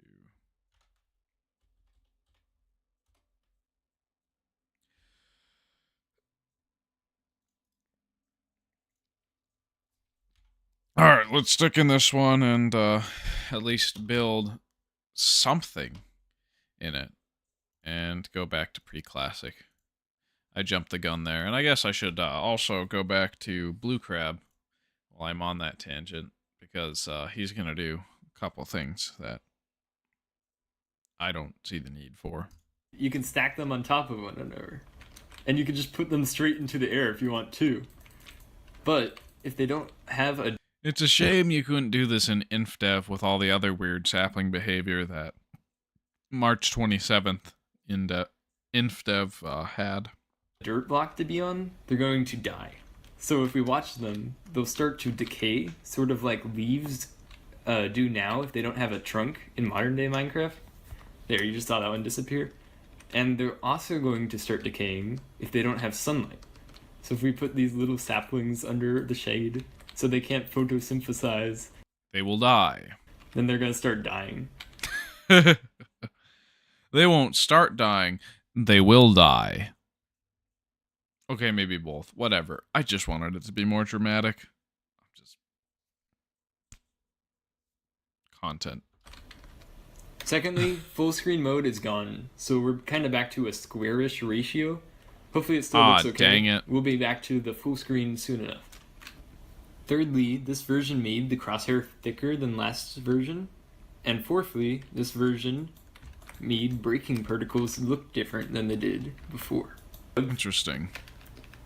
Other than that, all this version change was a bug fix and some changes to world generation, but the world generation doesn't affect this world. Well, of course it does. And so, are you going to show it off, or I mean, if I ended up showing it off unnecessarily, then that's just wonderful. I might just skip that portion, but I watched this like a couple days ago. I'm pretty sure it doesn't. That he doesn't. So. Because we're upgrading from an old version, which actually brings me to a good point, which is that we can't have grass blocks in this world. You may have noticed. Like, we have dirt, we can play... That's why he didn't even get to show off the behavior of it, so I guess it's important for me to have done that a little bit earlier in the stream. It's that, but we'll never get grass, even though it exists in this version. So currently, having an old world is actually a disadvantage. And we're going to live in these early versions without some...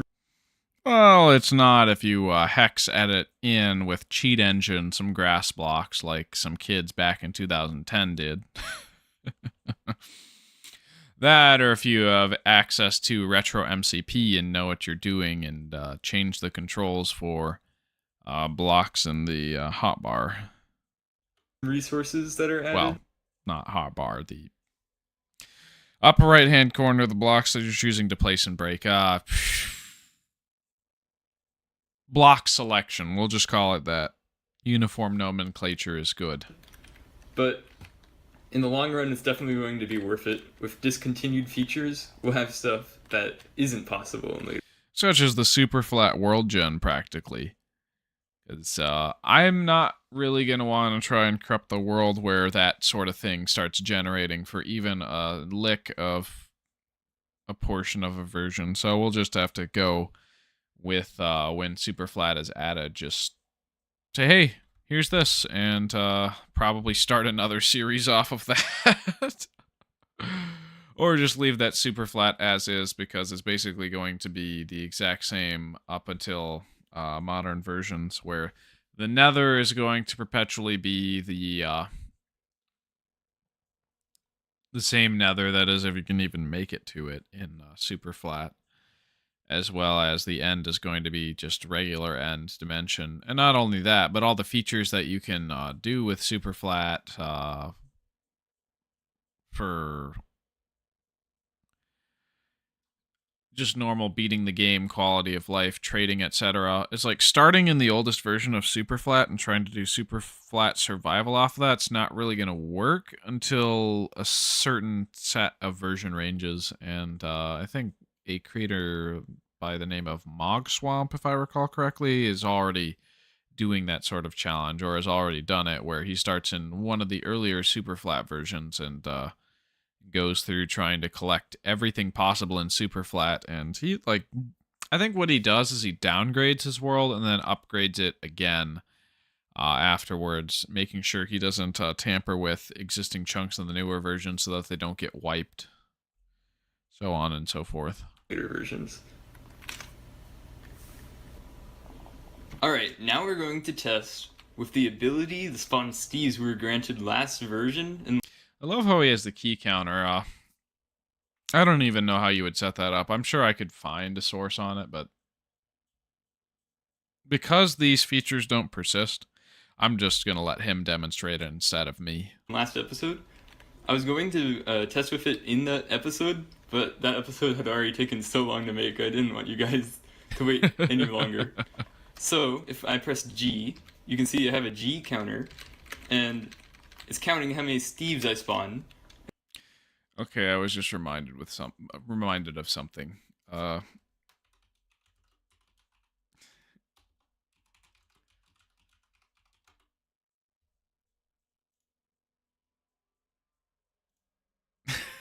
All these images of the G skull.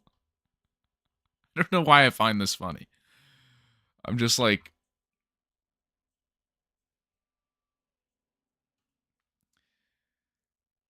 this just kind of tickles my funny bone. I think it's funny. Okay. We'll be done with that. All right. And they're all going to Back to fall the and Steves. accumulate in this pit right here. And I'm just going to sit here for a while. I'll count how many Steves I spawn, and we'll see how many Steves my computer can handle. Alright guys, it is 1.5 hours later, as you can see on the timer. That's just entities. I wonder how many polygons and triangles that is that are forced to render. That's just gonna eat through all your performance. And the counter says we have 25,000 characters, which is incredible. Now I'm going to show you. They're all in the pit, but when I look at them, it's going to lag a lot. You can see the frame rate has just dropped a ton, but That's not Steve. That is like chocolate cake. Like the most inedible spiky chocolate cake I've ever seen. 25,000 characters in the same location, all being rendered. Now, I want to go in there, and then I want to release them. But, no. Let me clear these things off the recording view. Now I need to put in an epilepsy warning right here, because if you have photosensitive epilepsy, you should click off the video now. I'm so glad. When you go into the Steve pit, there is rapid flashing lights, and that could cause a seizure. And that I may not have remembered to do. Shoot. I think I want to turn the light on in my room real quick. It's getting a little dark outside.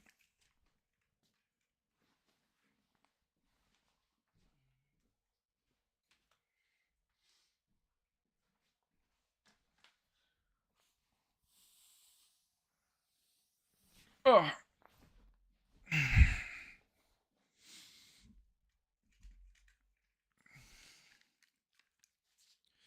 Wonder when the shortest sorry, what? I wonder what what sunset was on the shortest day of last year. Which was like the winter solstice. Because 5:34 sunset's pretty crazy, but much early on for me. So you've been warned. Okay, just Minecraft in view now, and let's head straight into the pit. Here we go. Alright, we're moshing. What is that? This looks like SkyGrid. It's like the lines going everywhere. The grid pattern. What the heck? It's literally like SkyGrid map, which is a survival challenge that people do. So, I guess you could say Notch beat them to the punch, but didn't make it a fully playable thing. Until other people programmed it. Wow. I don't know how I'm gonna get out of here, guys. What? Okay, I'm jumping now. Whoa. Yeah, it's really all crazy. muscle memory. It's just like when you get flashbanged in Counter-Strike. You have to rely on your muscle memory as well as your memory of the map in order to escape something like this. That, or you could just dig a hole straight Look at down, that. but you can't do that in Counter-Strike like you can do it in this game. Really low frame rate too. I'm looking straight up now. Wow. Well, that's better Flashing lights. performance, Okay. but that's because you're only viewing like one set of polygons instead of a bunch of cubes. It's just the one cube for the head instead of a lot more. I guess also possibly the torso because of how they jump and flail around. And looking down makes it go a lot slower. Okay, I'm going to...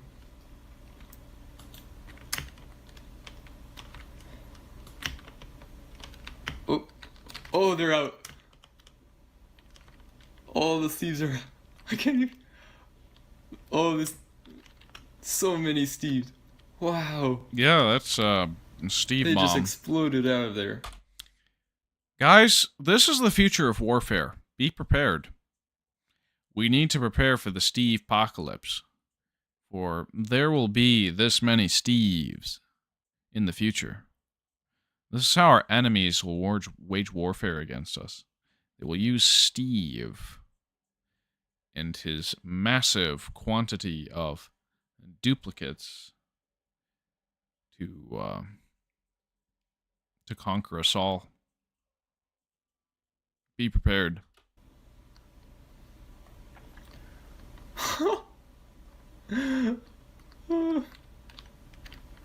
Steves are everywhere. Wow. It's hard to even see what's going on. Oh yeah, it is chugging. I'm regretting not taking an energy drink before starting this. Almost all the other live streams I did, I have. But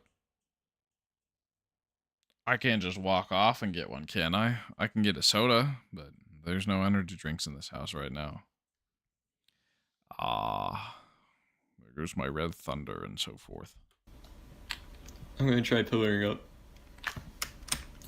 Oh, there, his performance came back. Oh my goodness.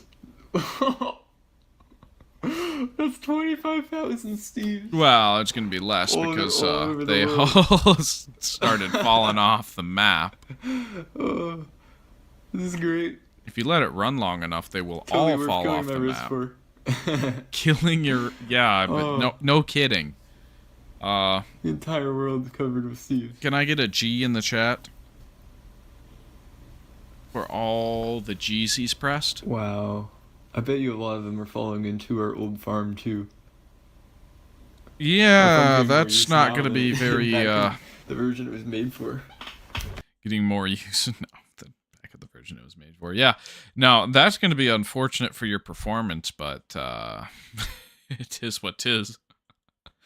This is kind of like a Fulbright version of the original Zombie Town test that Steve was originally made in.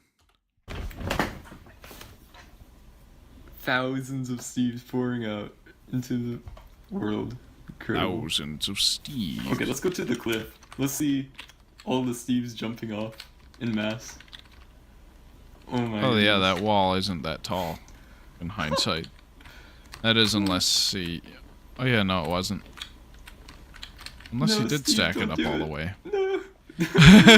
You have no. so much to Steve for. Ow. Angle. Let's see what it looks like from here.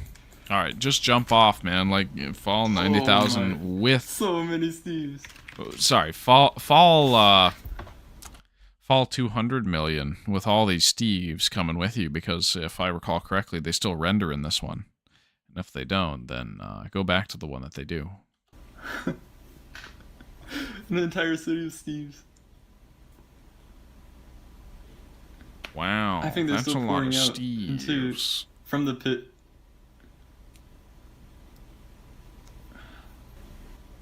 Alright, let's try building back up in the middle. It's lucky he could place on Little that chaos. specific block. That is, unless you can place inside of those guys, because if I recall correctly, you can't. Little ants everywhere. Alright, right there is the center. I can see them pouring out. So if you just look over here, it's a lot less bad. Yeah, the I density wonder how long is... this is gonna last. The density of the 5 minutes population is into very it, close to I think. the source of origin. Wait, I just said the same thing twice. Okay, Source I'm of going origin. to go down there and try. Origin and source basically kind of mean the same thing in this context.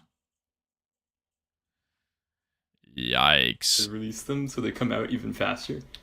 Because I think I only punched a single hole into the pit. Okay, I can't really see.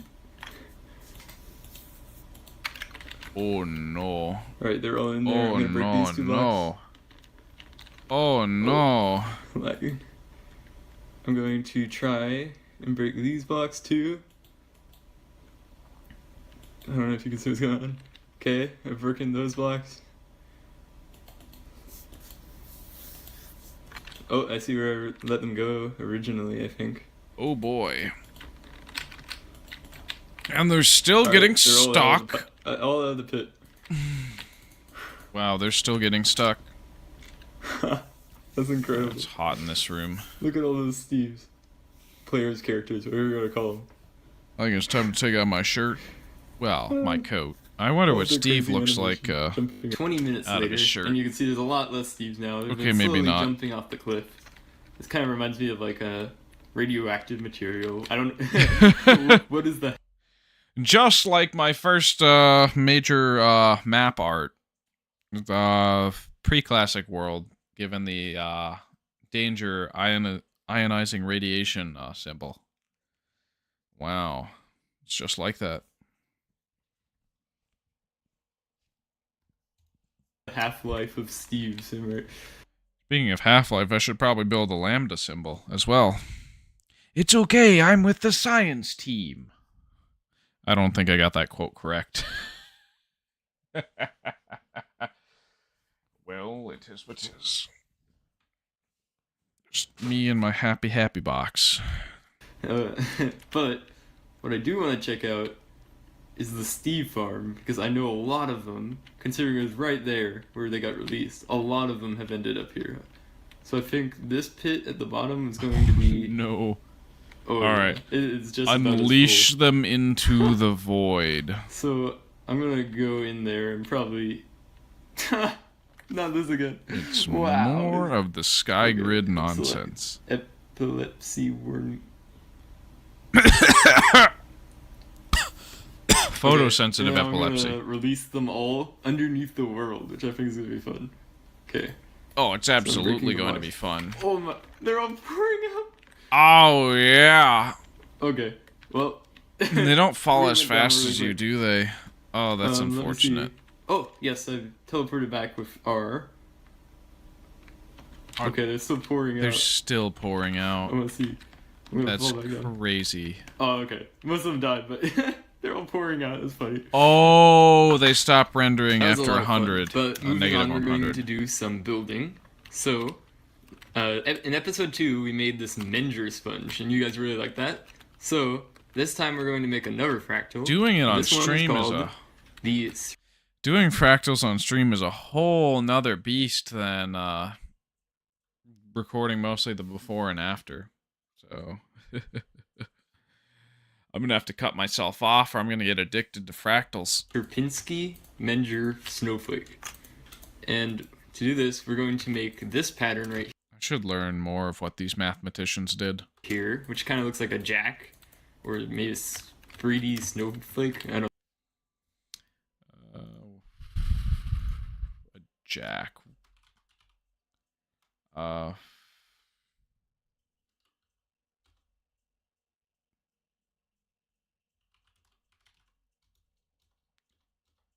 Game. Yeah, so these. So it looks like one of these. For those who don't know what they are. Shoot. I don't think I ever really played with these as a kid. I just always saw them in the grocery store, but I don't even know the rules. Somebody's gonna have to teach me them someday. Because they're used for something. Dude, imagine sitting on this. Yikes. Ugh. I don't know. And this is the first step. And then we're 8 going to points take instead of this as a 6. cube, and we're going to apply the same pattern similar to the Menger sponge. So here is step 2. And because of the step build 2. limit, we can only go one more, just like the Menger sponge. So Yep. finally, The 27 wide. step 3. So now it's the same size as the Menger sponge, and it's complete up to the build limit right now. So you can see it makes an interesting shadow as well, Oh, it because absolutely they all does. stack on top of one another.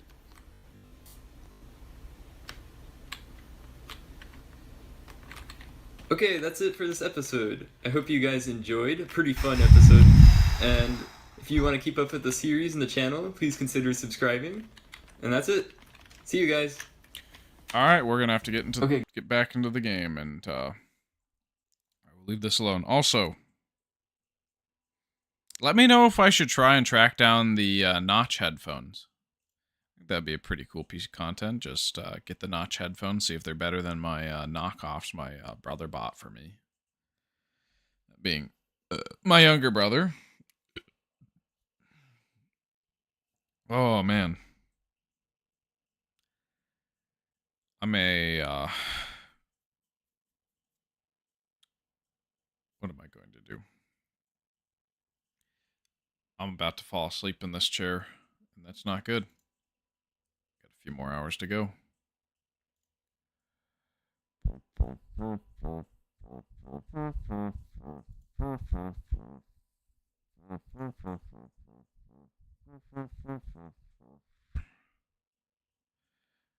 Well, yeah, let's just go through the post a little bit. Well, Elias just patched, so I guess he's the guy behind the lightweight Java game library. Patched some bug to make the game run better.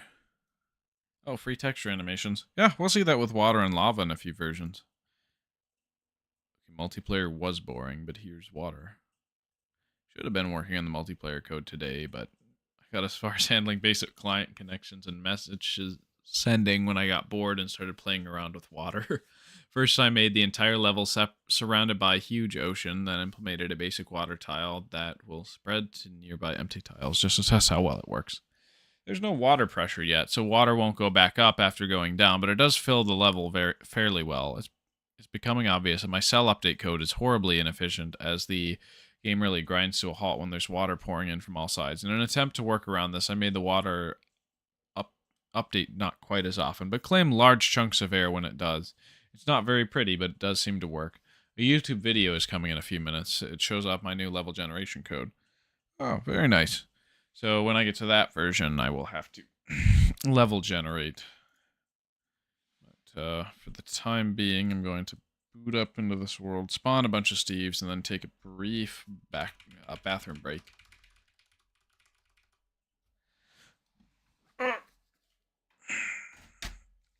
I'll be back.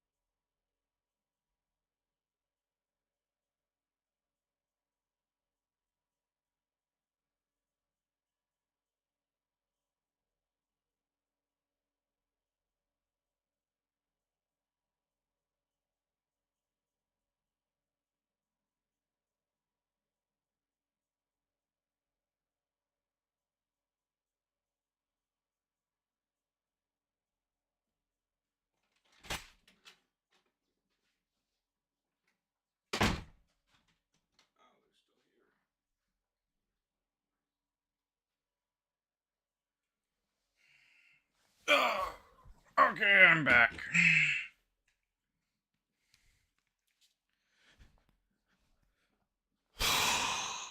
Hopefully this might help me with my energy issue. Gonna try building a couple of the first classic builds here. So that on the version with cliffs and caves. It's a Minecraft update name. Oh. So this was the cliffs update, and then the next one will be caves.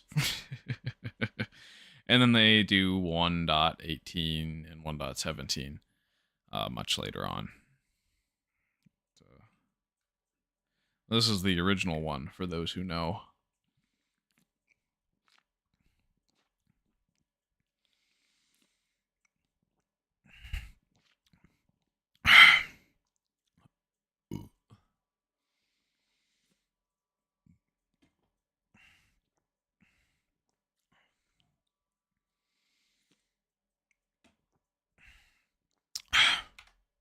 Oh, oops. I had an alt tab. Dang it. And then there's 10.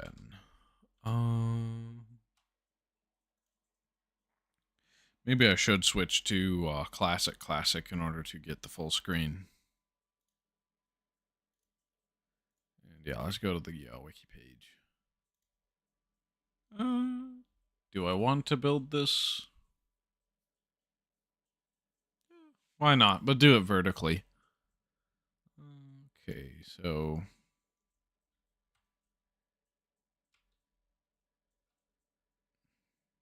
if I switch focus to this, I can no longer see it. Rats.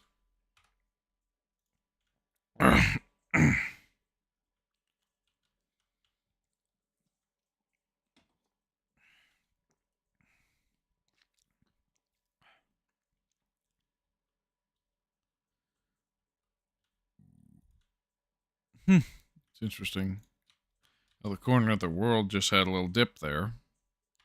So it's one.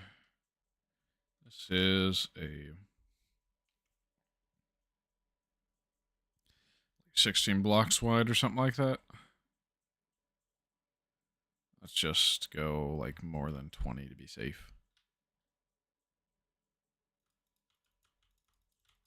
Yeah, just break some terrain.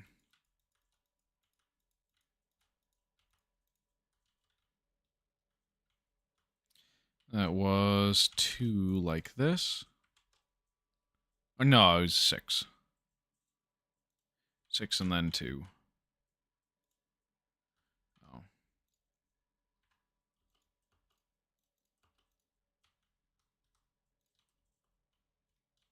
And then how many blocks?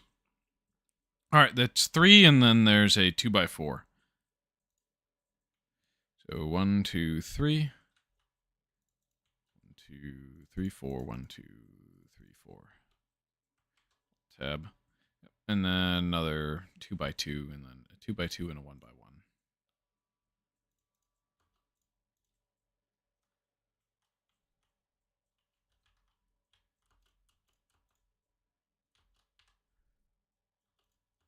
Well, 1x2? Yeah, I meant 1x2. Oh, and I guess it's a 1x4. All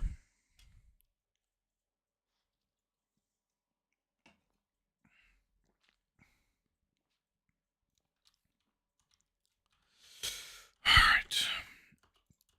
Lock in. You can do this.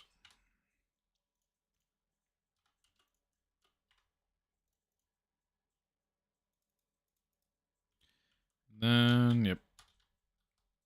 2. Boom, boom, boom, boom. Ah!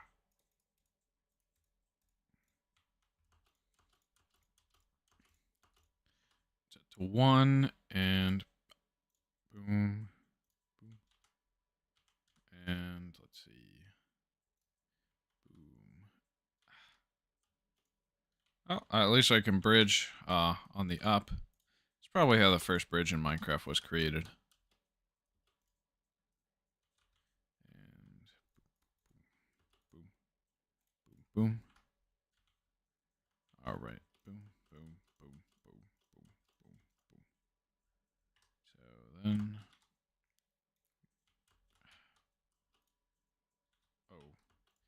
Still so not used to the right clicking. Behaving that way. Alright, Alt Tab, and that is too high.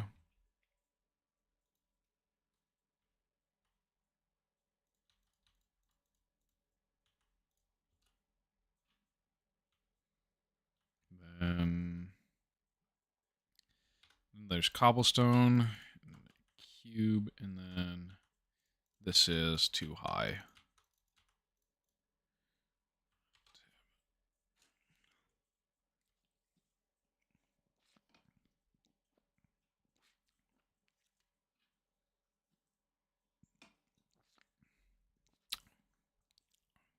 Yeah. Okay, the next one looks to be 4 high, and 4 high, and what else? Oh yeah, and it's one more inset. So 1, 2, 3.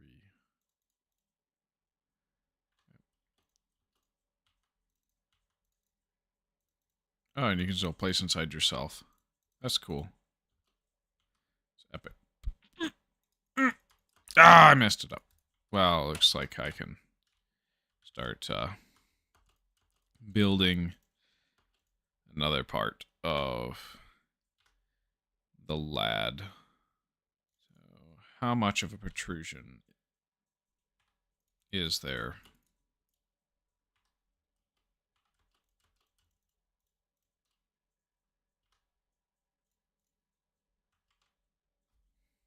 Oh, it's only a 3.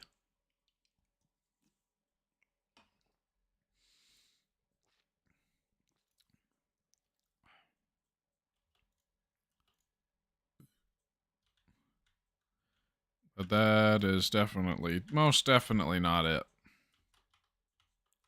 Boom, boom, boom, boom, boom, boom, boom, boom. And yeah. Boom, boom. Alt tab and stair step. So it's a 2x4 there. Wait. Huh?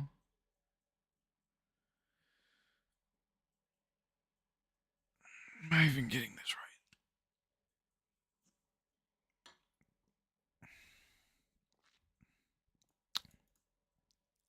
Oh, yeah, no, I'm most definitely am not. Good thing I caught that. 1, 2, 3, 4, 5, 6. There we go. Now it looks much better. Oh, it looks like an Among Us joke in the making.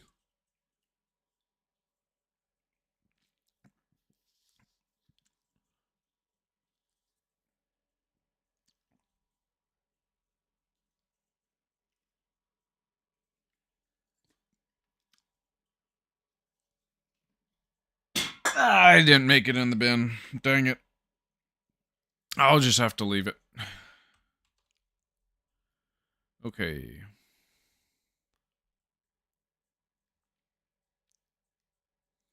So it's 4 high. On the stairs stepping.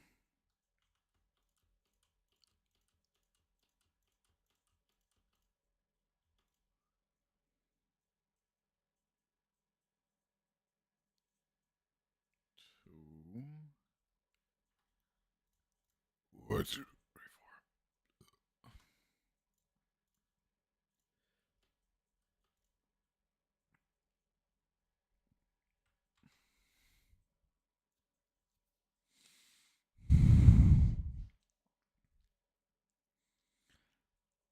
Yeah, 1, 2, 3, 4, and then the top 2.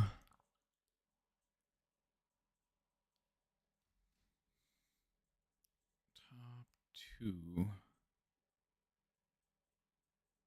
of those 4. It's a 1x1 staircase.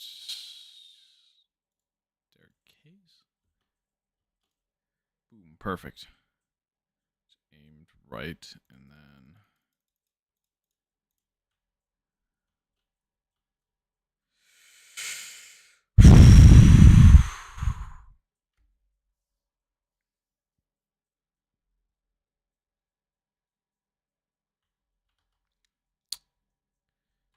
All right, what next? Okay, yeah, top two.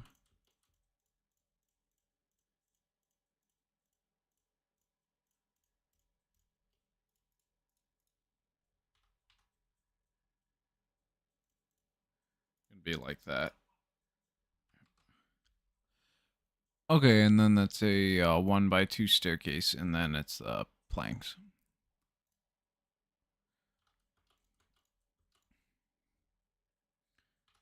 So one, boom, boom, boom, 4 planks.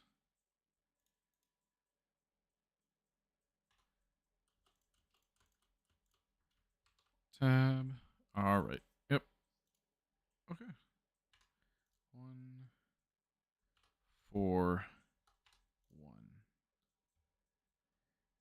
and then 4. Let's see if we can get part of the pickaxe out. Okay, let's see. Can we get 2 blocks out or no? Yep, I always fall off. That's just kind of how it goes. 4. And then because it goes down. Okay, so 3 and then 2. So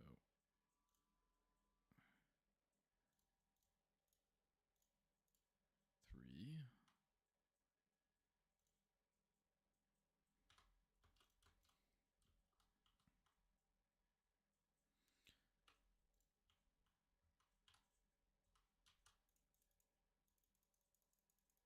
And let's get rid of the scaffolding. And I think we should be good to go here then. Then it's 2 and then it's 4, 2, 1.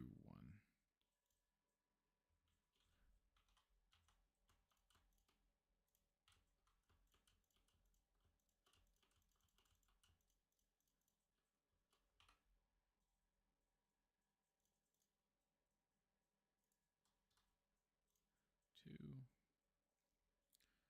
And then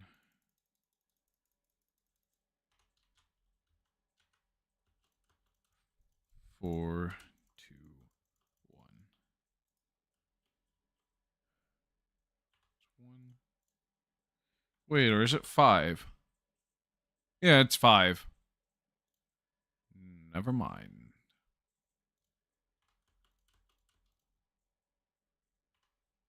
1, 2.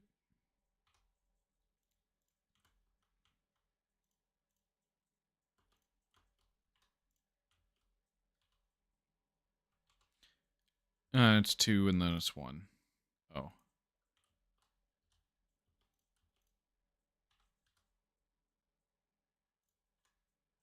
We still have only the face highlight and not the full block, which is still a little bizarre.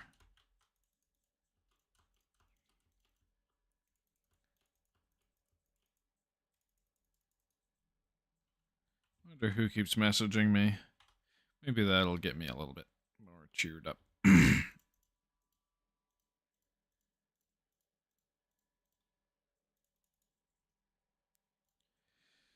Good to know. I should never start a live stream without taking caffeine again.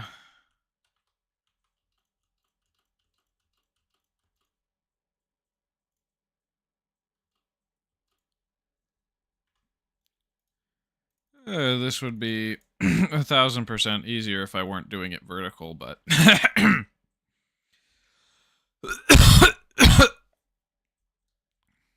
it is what it is.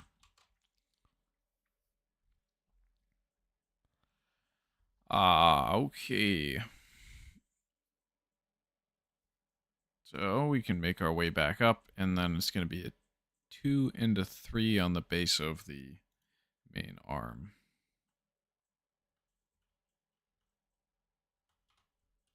Okay, I don't even say that correctly. I don't even know what I'm saying at this point.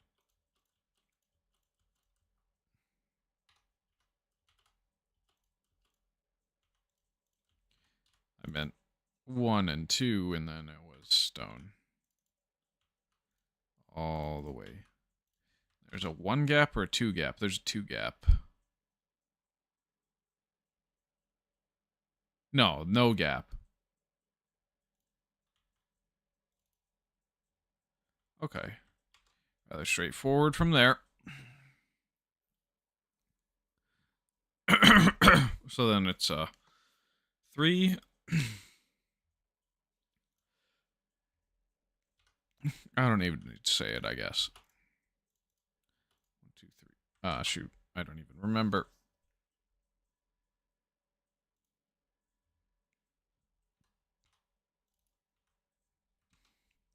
A 2 gap. Oh, that's right. I don't mind the. Sorry, I don't have the front. Boom, boom.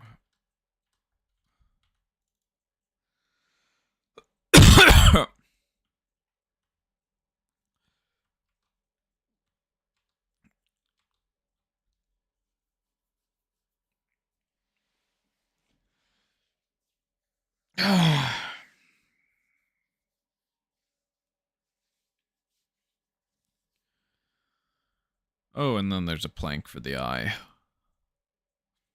A speck in one's eye and a plank in another's. Take your plank out first before you take out someone else's speck. Alright.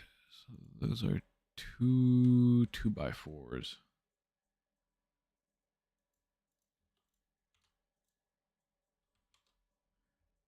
Oh. Wrong block.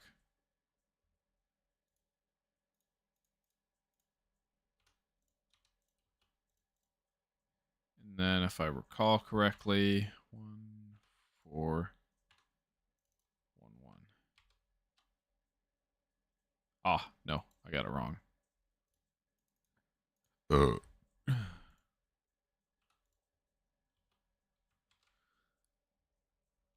And then it is a 4x2 and a 2x4. Wait, 4x2 and a 2x2.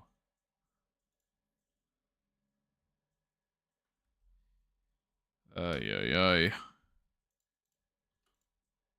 So that's his hair. Worst case scenario, we fell off right back down to the beard, I guess.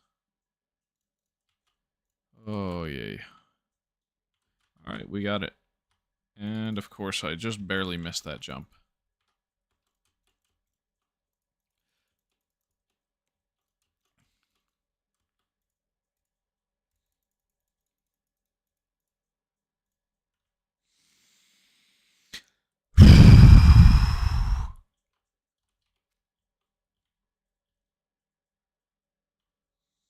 This correct? Looks correct, yeah. Oh yeah, that's good. I love it. Now, if I were to port this into in-dev versions, it would be completely wiped because it's on the outer edge of a world, but I'm not going to be bringing classic worlds into in-dev. They're going to go directly into infinite development because in-dev is very temperamental.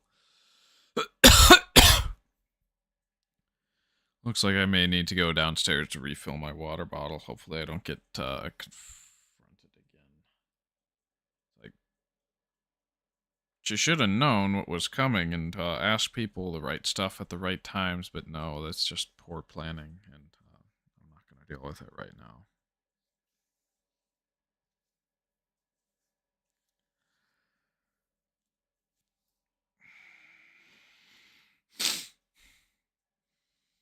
Oh, hit enter to save. Oh, and you can see it like all the way from across the map. So wherever it puts me, no matter if it's close or far. Oh, very nice. I like that. I like that a lot. Yes. Oh, yes. That's wonderful. I'm just going to check a few things going on before I go and restock my water.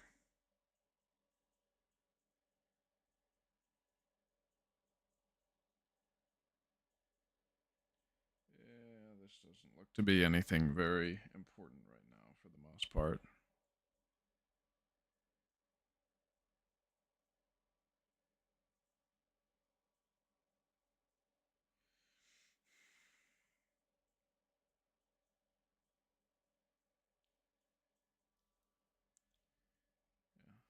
I don't even know where that first ping came from. I'll be going down real quick to restock on water. The soda wasn't enough. It really wasn't.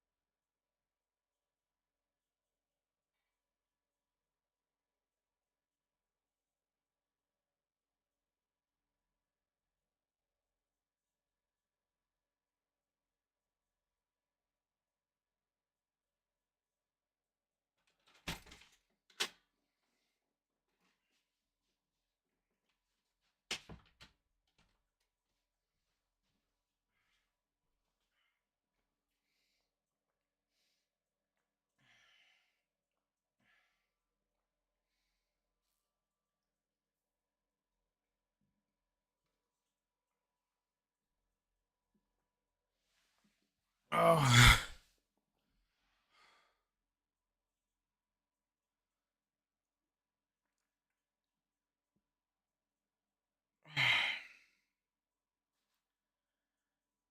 I need a moment.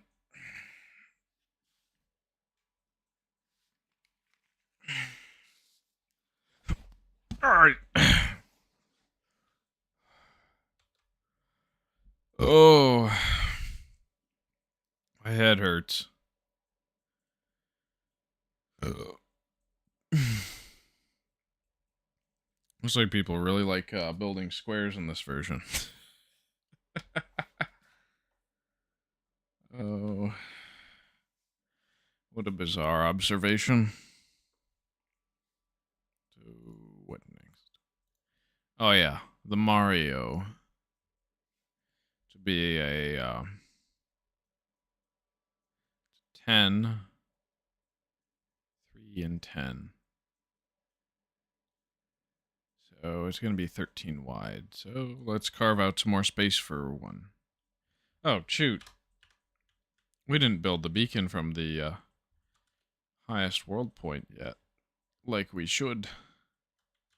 Or at least close to it. Or just on a hill.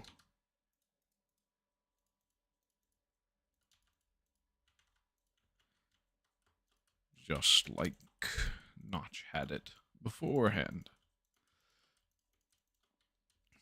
So that's build height. It gets expanded later, but I don't think it does until InDev and InDev Deep Worlds only. Until InfDev, where it's 128. Looks like the game does want to prioritize this quadrant on randomization.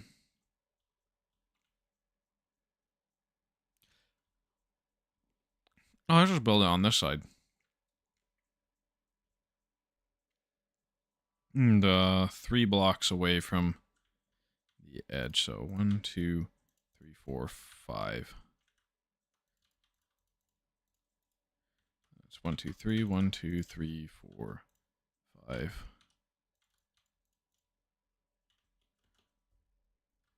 Tab. Oh no, it's 1, 2, 3, 4. Dang it. And then it's 4 offset towards the center. Oh, 3 block jump still works. Excellent. Movement hasn't really changed much since then, has it? Maybe. Or maybe I'm just bloviating.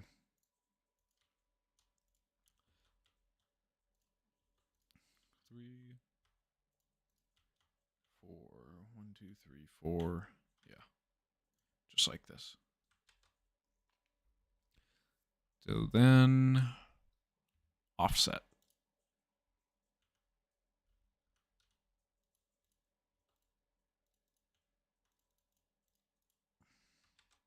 Did I get that right? Yes, I did. Okay, perfect. And then let's get the middle portion. So it's going to be staircase on both sides practically. And then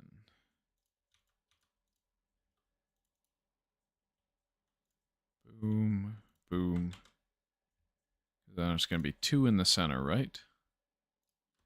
2 in the center. 4 for planks. Oh, and then we draw the hands. So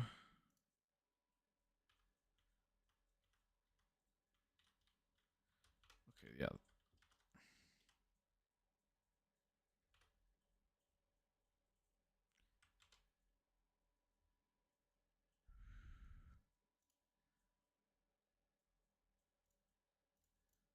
Two, and then it's 1, 2.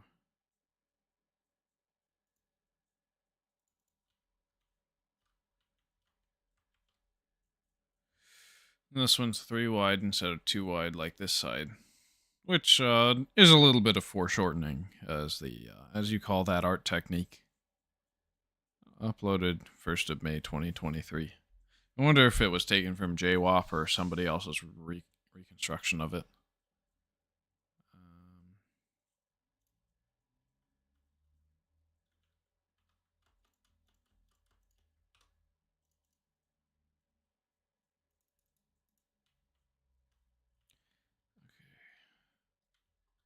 Same thing, just wider. 4.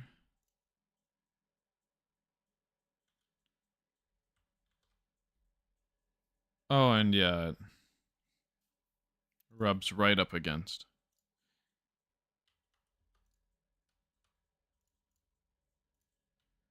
Boom, boom, boom, boom, boom, boom, boom, boom, boom. And then it's gonna be stone.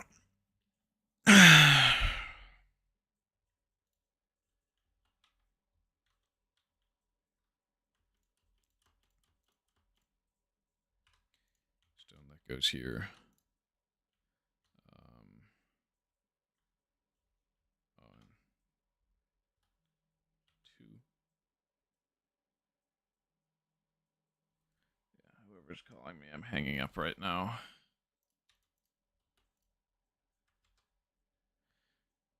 All right, and then it's 1, and then it's 2.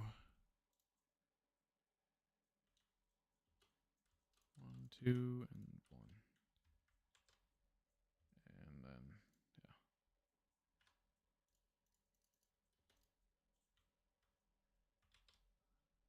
yeah. Tab. All right, so 1, 2, 3 from the top strap, and just stair step it.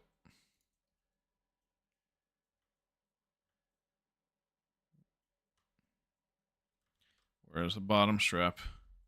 Okay. Oh. 3. 1, 2, 3, 4. That was not a clutch jump. I could have done better. That's that side.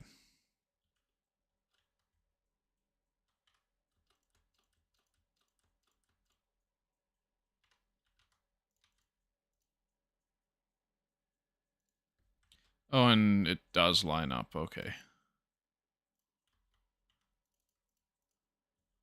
1, 2, 3. Okay. Okay, cool. Cool and good. And then it's over the first portion of the stair step.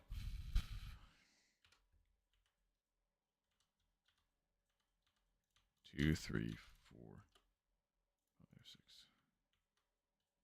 7. Wait. Oh, yeah, that's just 2 blocks. Oh, okay.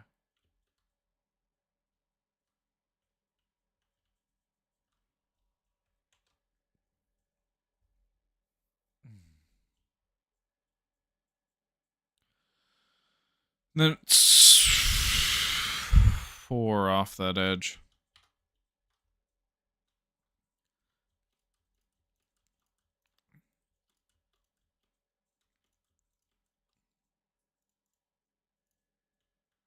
Stick out 1 or... Yeah, it says it does. Okay.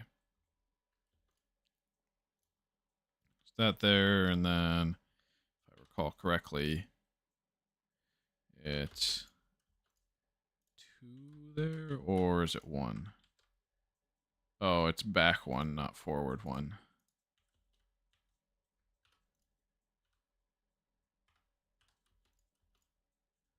Okay. And then that sticks out 1 more. And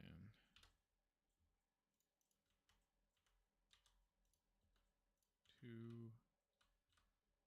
3, 1, 2. Okay. That's good. Got that side of the face done.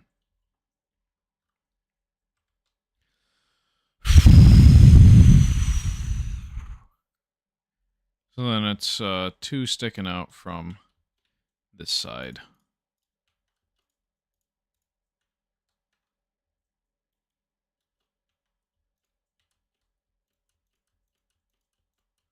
Of course, that was covered for so long that it turned back to dirt.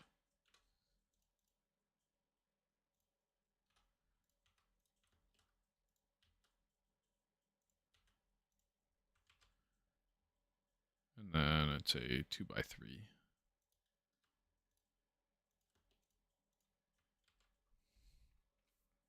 And then it's 1, and then it's 4.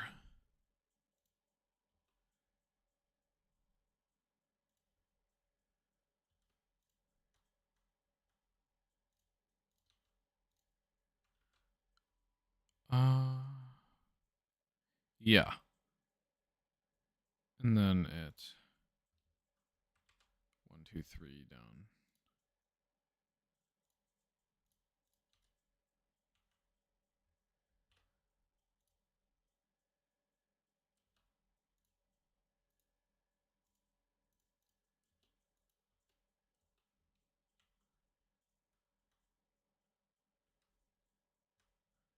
All right, good. I I actually caught myself on that jump.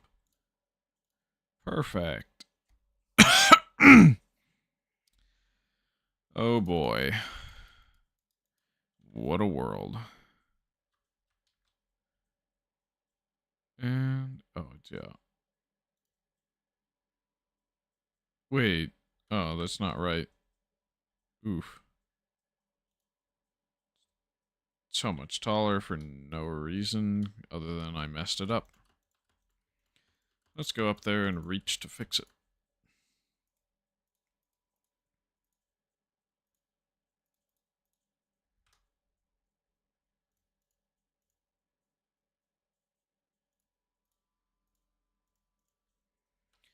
Four goes here, and then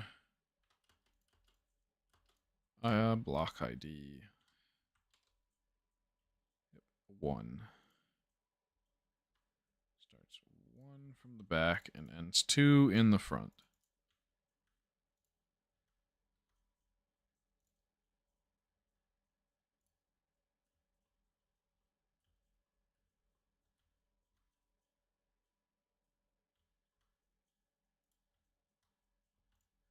And then one, two, three, four, five. No, you leave three in the front, not two or one. Awesome.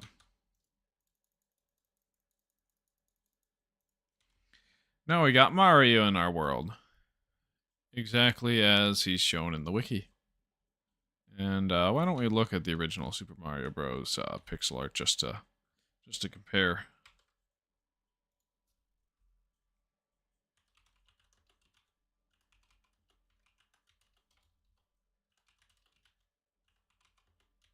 Because it was washed out with the 256. Yeah, so this guy. So we didn't have red, so we had to swap for brown. And then, wait. So we just look at that on the side. Uh, red and one of the browns. So this doesn't exactly match the original source material, does it? Interesting. But otherwise, how are you going to differentiate the overalls from the hat? What if you palette swap this? Why don't we do that? Truth be told, I could have just had it in the background like this. I'm just bizarre, ain't I? So let's say that, because there are 1, 2, 3, 4 colors here. Let's just keep that as stone, and 1, 2, 3, 4. And then let's say dirt's red. So nothing changes all that much yet.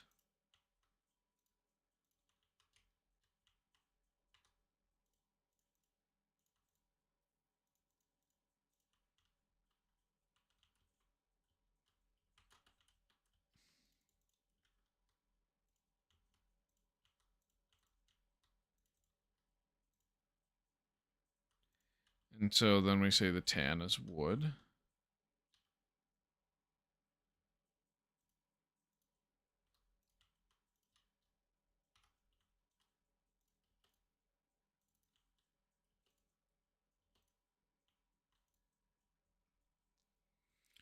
And then this is going to be the main shirt color again.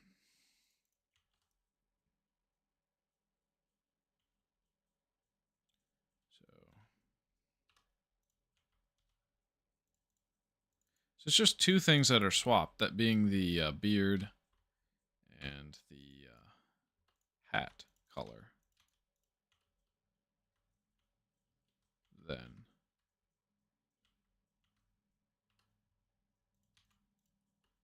Interesting. So it's not one-to-one with the original sprite. So we'll just put the one in front of it that is a little bit more and see if, and just compare it. That's kind of where I'm at, thinking on what we want to do. So, still going to be the planks for the face.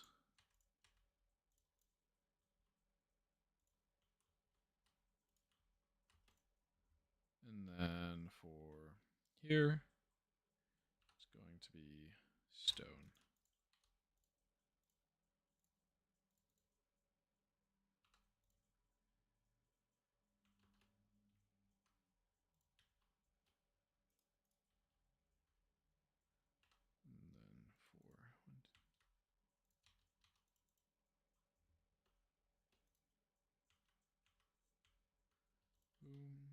Boom. Stone.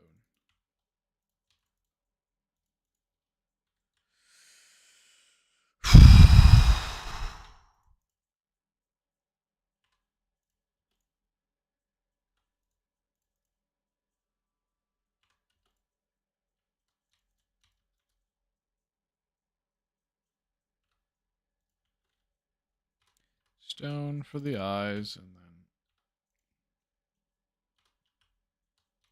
and back to red for the cap. Well, dirt. It said red instead of dirt.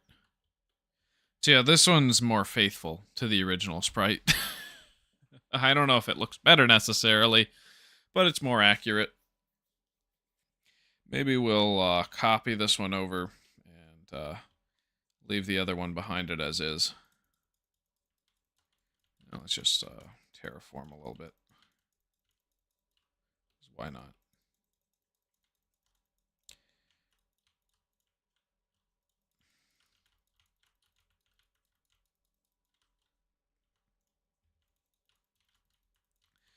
Ooh, I wonder if I can do an Earthbound sprite in this version. No, it's 16-bit. There's going to be a lot more colors than just 4. I could do Ninten, maybe, but nobody's going to want to see that. Other than like the one guy who knows what I'm talking about.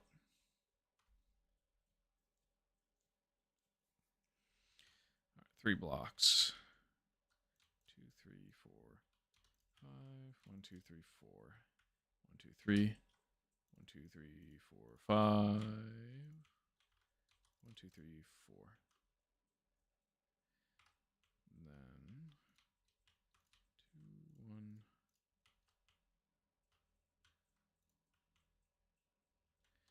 Get the stair step up, and then boom, boom, boom, boom. Oh, and let's have them looking at each other. Well, A, because that's where my point of reference is. B, because it would be interesting to just have the comparison be like that. 2. This one is 1. No, it's directly in line, whereas that one stops by 1. 4.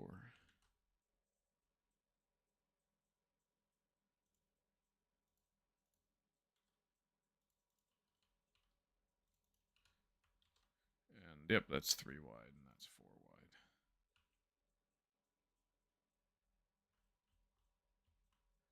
Whereas the other one is going to be 2 wide.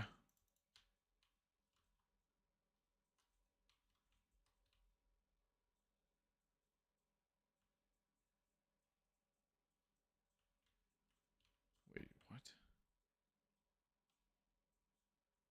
Okay. Oh, I get it.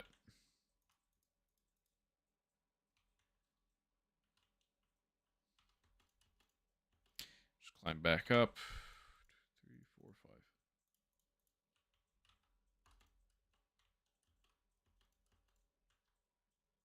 And then I can just put it like that. And 1, 2. 1, 2, 3. That's the hands. 4, 4. That's the overalls.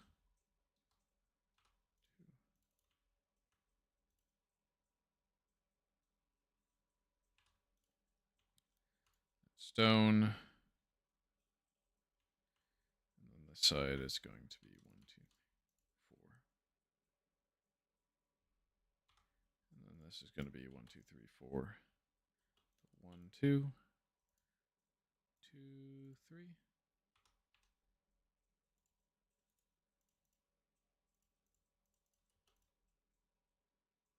Wait, what? Uh-oh.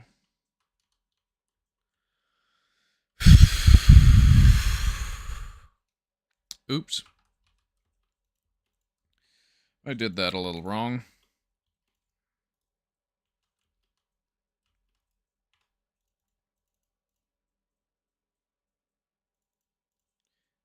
That's 3, and that's perfect. And this one is like a perfect stair step, if I recall correctly. That's 1, 2, 3 from the strap. So we just add 1. And then we're good to go. And then 4 hangs out 2.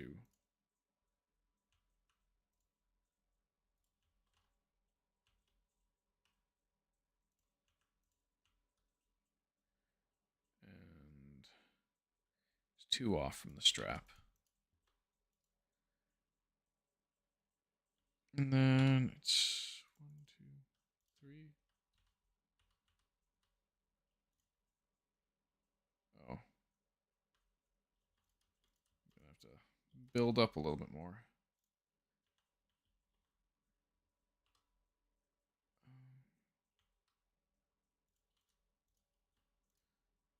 Because this one sticks 2 out. 2, 3. Because it's going to be 4. 2, 3,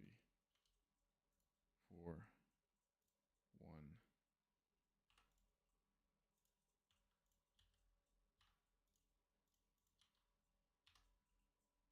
4.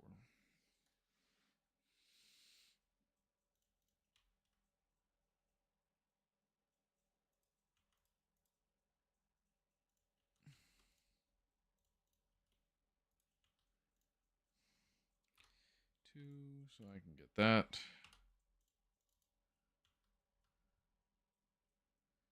There's 2 in front of the eye, which means 1 more out for the nose.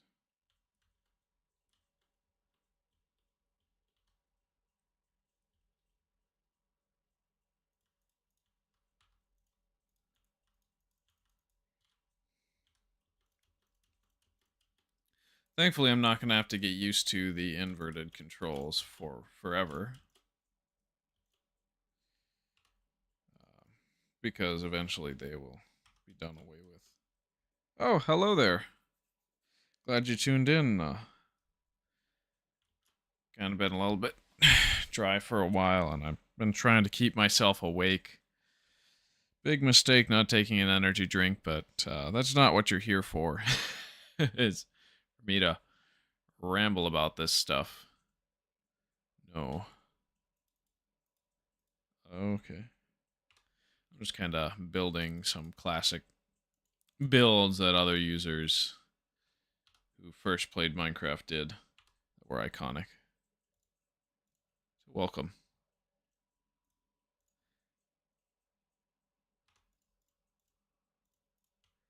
Surprised. Yeah, it's very surprising that the dirt texture that Notch put in this game is very much the same all the way until some of the most modern releases. Well, before it got Joppified, of course. Because Joppa redid all the developer art. Just a little lame, but at the same time, I'm basically used to those textures now. I'll take whatever textures the game throws at me. It's a shame that the programmer art pack doesn't have the same matching textures for the new blocks and so forth. So like the Nylium and so forth in the Nether update doesn't have an old version matching the classic Netherrack texture.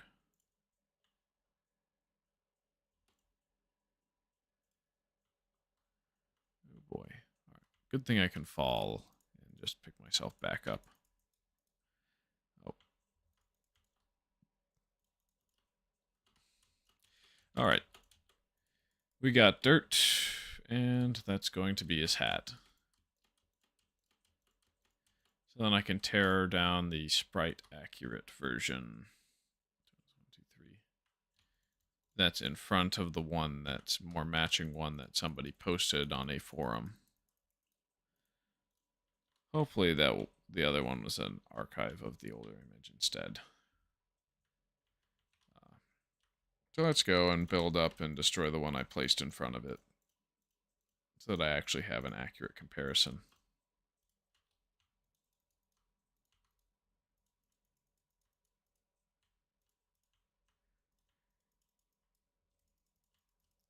But yeah, the block IDs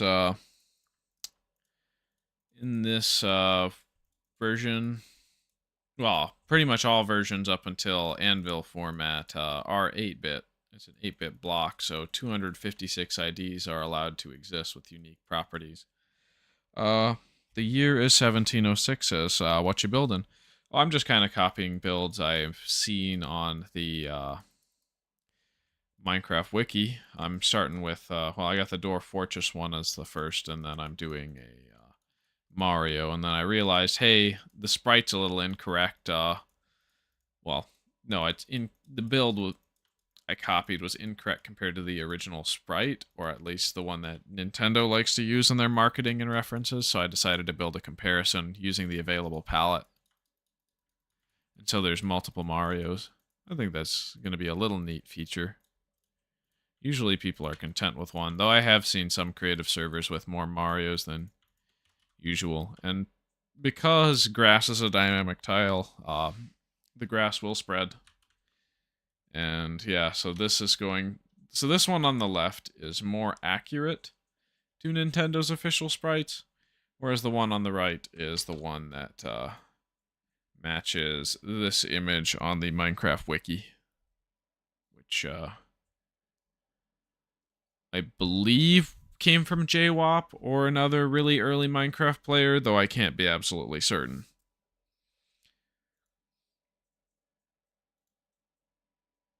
And yeah, there's a couple more images of it. And I don't have caves in this current map, so I'm going to fill it up with a few more builds. Oh, this is Notch's castle. Let's see. I can build my own castle. Though the castle I'll build is probably going to be a little bit more like something else. I don't know. I'm going to use cobblestone instead of his stone, because natural stone does definitely appear on cliffs, though the map generation I got didn't really give me cliffs. The map I have loaded for Classic 11/12 dev does. So I want to at least make this world a little bit populated enough where I'd be satisfied slapping it in the middle of infinite terrain generation and seeing how it goes.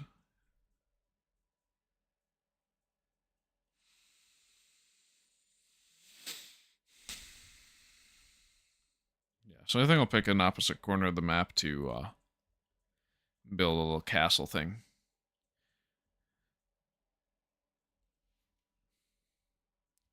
Let's see, where can my mind run wild with this?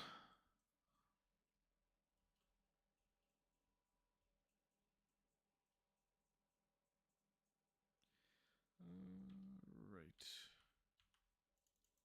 Yeah, let's flatten this out a bit. And do we want to start from there?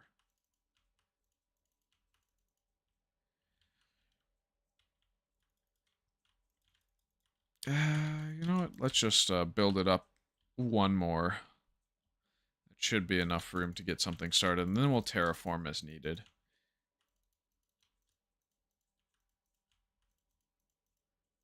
Yeah, really interesting if I built a giant gate on the border side of the castle, and then it loaded into a cave with the new terrain generation once I put it in an infinite world. It would be interesting.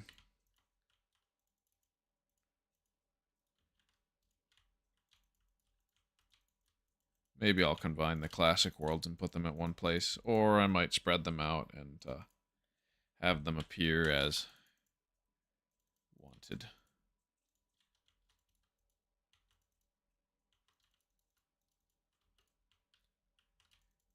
Boom, boom, boom, boom, boom.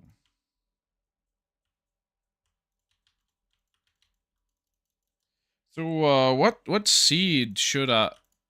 Well, while you're in the chat, what seed do you think I should use for generating my infinite world? Even though technically, with those seeds, you get what you get and you don't throw a fit unless you go and edit it via external tools and reset the world. I do actually kind of want to use a custom seed if my original terrain generation that I get for loading an InfDev 327 world isn't the best.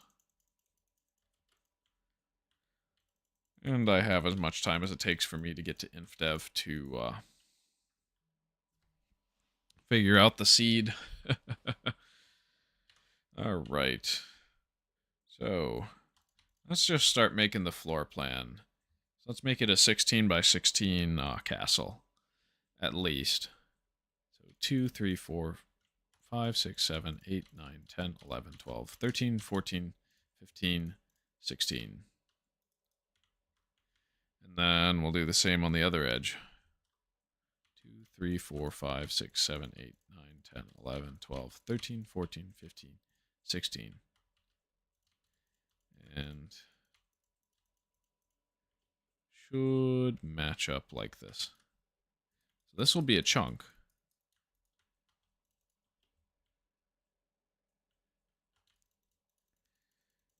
And oh, I can also build a hole in the center of the earth or void of the map. All right, so we got our 16 by 16 square, and we should fill it in with cobblestone.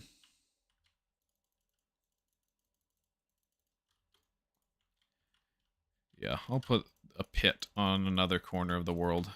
Well, I can. Hopefully the world generation doesn't change too much between... Oh, no, it does.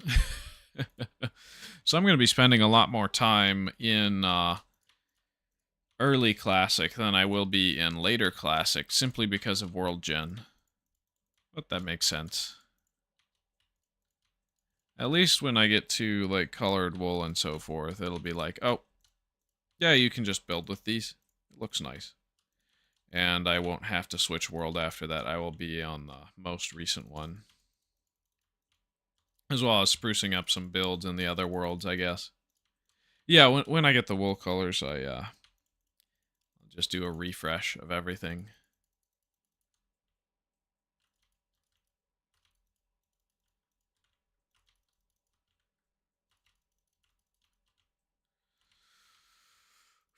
It's always so much more inconvenient to fill in a shape than it is to build a wall, curiously enough.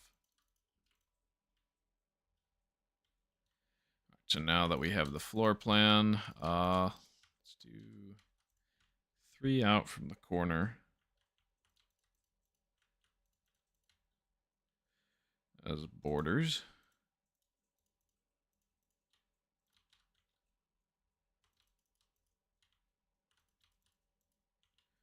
Okay. Yeah, so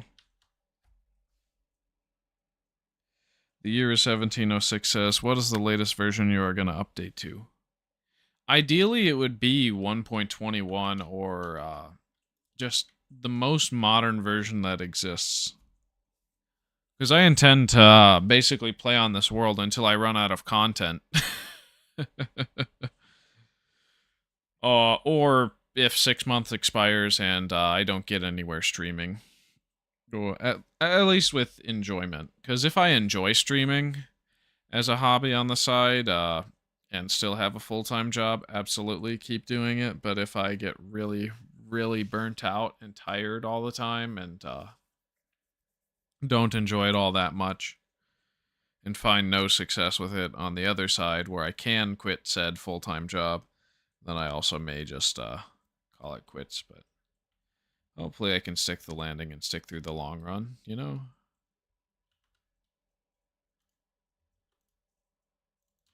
All right. So let's build by 3 on this side.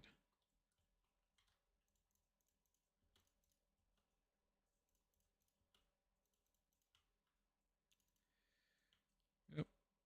Oh, these just gonna start at the same sort of symmetry, but we'll go from there. Then we'll do an open drawbridge.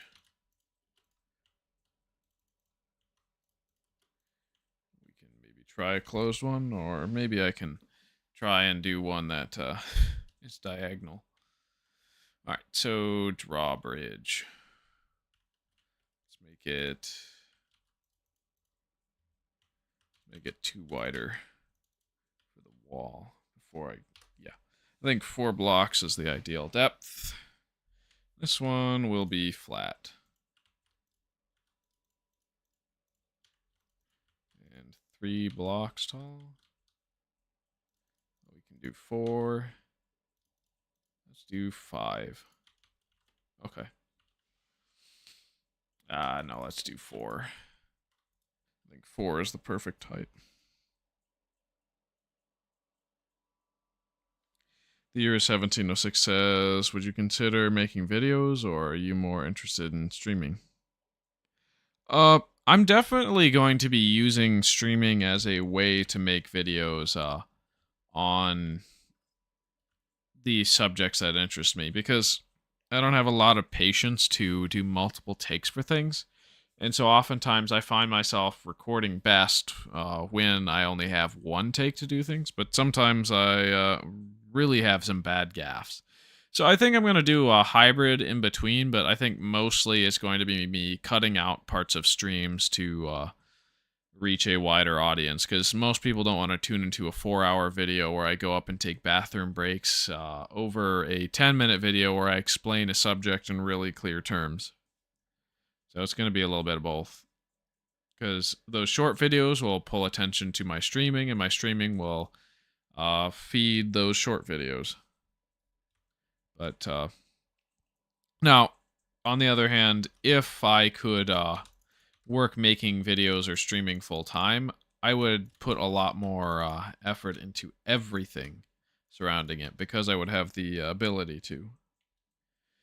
And yeah, it's kind of a waste that I don't get to do that, because I want to do more high quality editing and have better production quality. But I only have so much time in the day, and when you are out of town for a minimum of 9 hours, 5 days a week, as well as like 3 hours on Sundays, when you go home and you have to record for another 4 hours on live stream, it's like pushing myself to the limit. But I'm gonna make it through at least 6 months. Hopefully I don't annoy, irritate, or bother or hurt my roommates by doing so, but I've made it clear to them, like, hey, Tuesday, Thursday, I'm live. We are not going to be doing certain things. So this was 4 tall.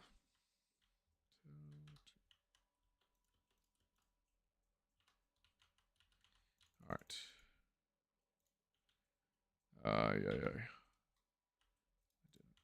Pillar up properly. This is going to be 4 here. Let's see, can I jump and make it? No, I can't.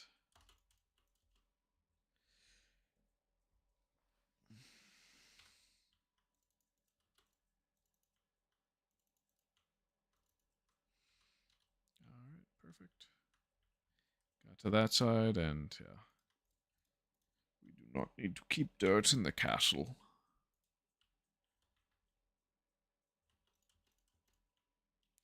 Probably do it from the edge instead of from the center.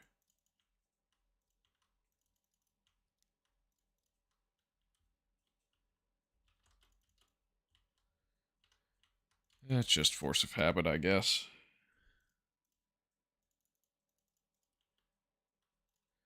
All right, perfect. So then I can start bridging over a little bit.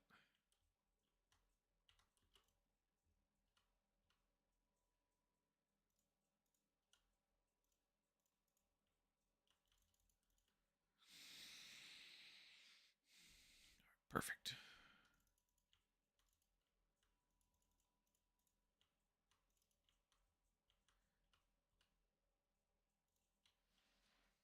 Oops.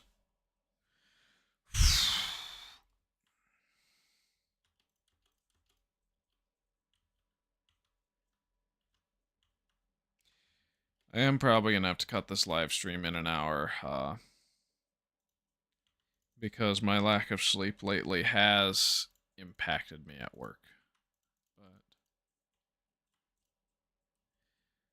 hopefully that doesn't have to continue because I do really like streaming. It's just, it grinds down on me in ways that people will never see. That's only because I have the other thing that's so much of a time commitment. Like once that commitment's gone, it's going to be so easy to just go live, but right now,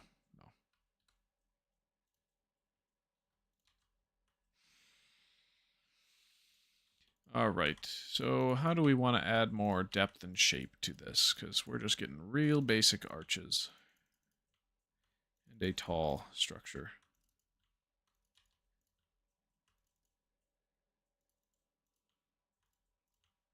Probably going to add some depth inside or outside. First, get the basic shape down of the castle. What's the build limit? I'm going to test it real quick.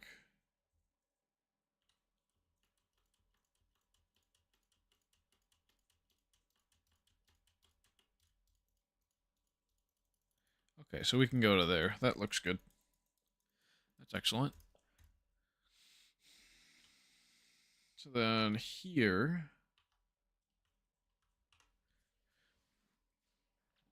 the drawbridge can be down, sorry, opening. 4,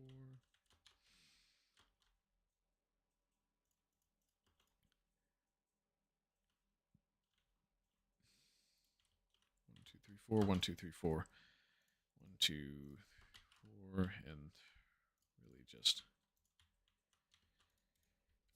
Oh.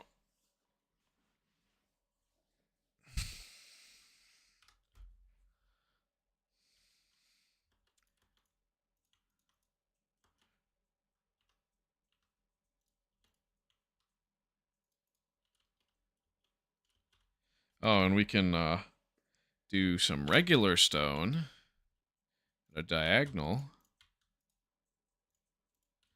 to simulate it being lowered. Excellent. I think that looks nice. It's pretty good. Whereas this one will be lowered all the way, and where did I bolt it up to? I bolted it up to here.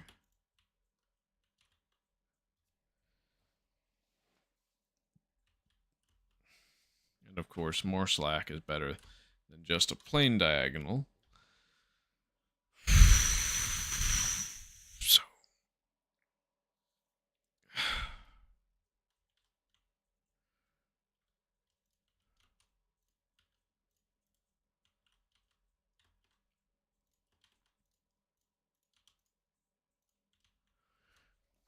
That doesn't look right. I have to go downstairs for one thing real quick. But, yeah. So tether it.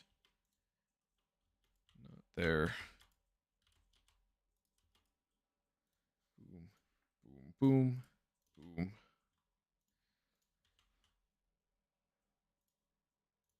Boom, boom. All right. One sec. I'll be back really quick.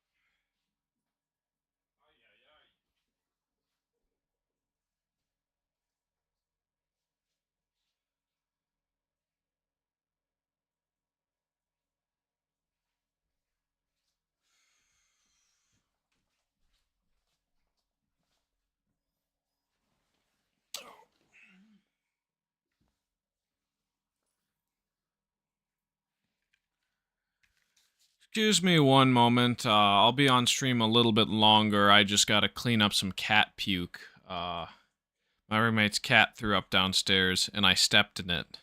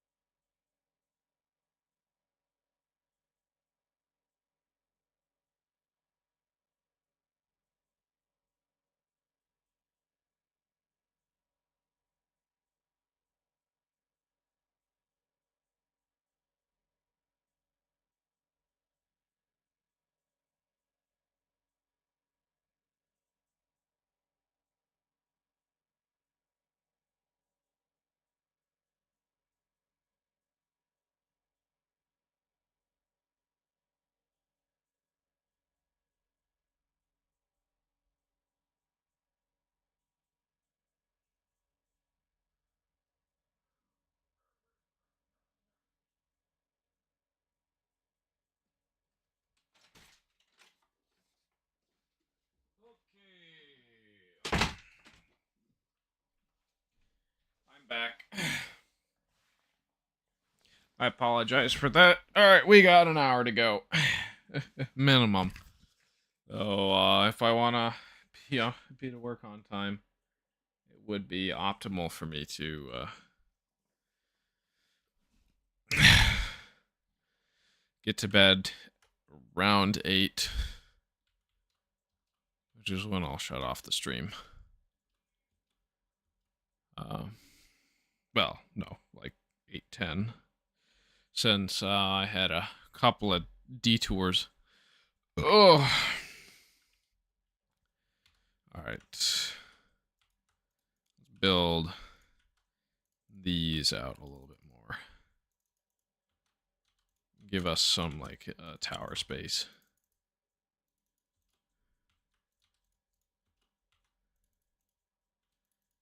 And then when I find it in the infinite world, when I place it down there, I'll be able to finish some of the sides.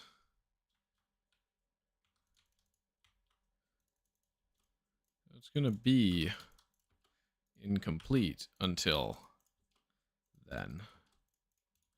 Which gives me something to do even in the future. Because the castle is 16 by 16.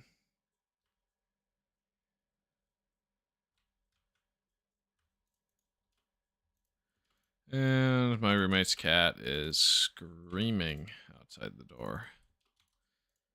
She acts like she's entitled to everything she owns and gets upset when I don't give it to her.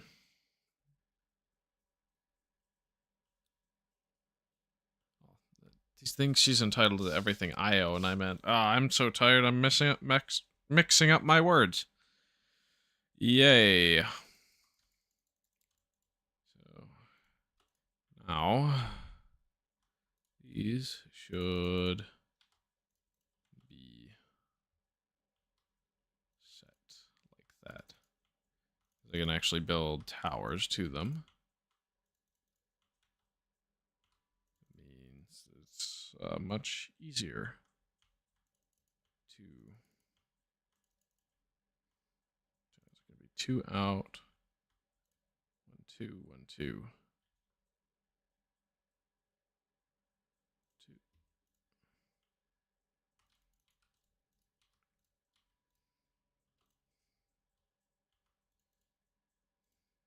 Yep. And then that means I can turn those into a spiral staircase, basically.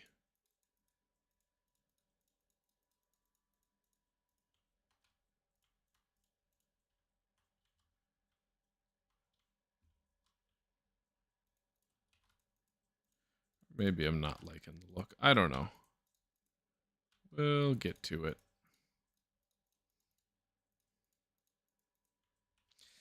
Boy, those particles are huge. I see why, even though they look very nice, Notch decrease the size of the particles.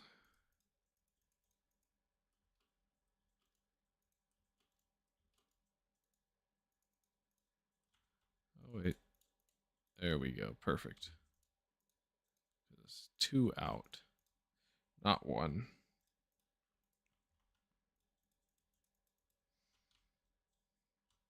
But yeah, my streaming slash video producing formula is probably a lot like Jay Dyer's, other than the fact that I don't do comedy, geopolitics, etc.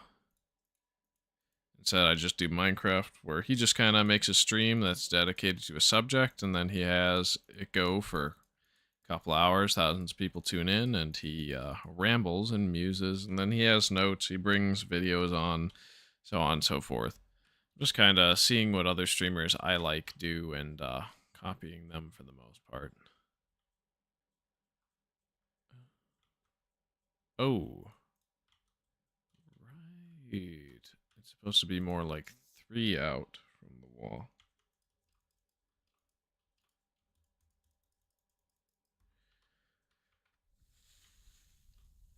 Okay, boom. That's more like it. Okay, I thought it was going to be claustrophobic, but nope, it's not. Right.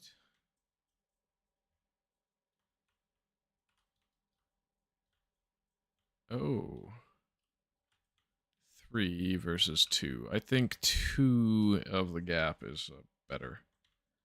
Yeah, it would be claustrophobic without. Yeah, and if I don't start making clips, that's not a good sign.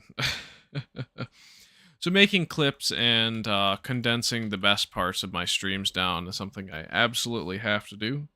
And the number one reason for that is this is the kind of content where it's going to get better as I go. And not only that, but as I go through, well, there's more information, more blocks, more potentiality, but no,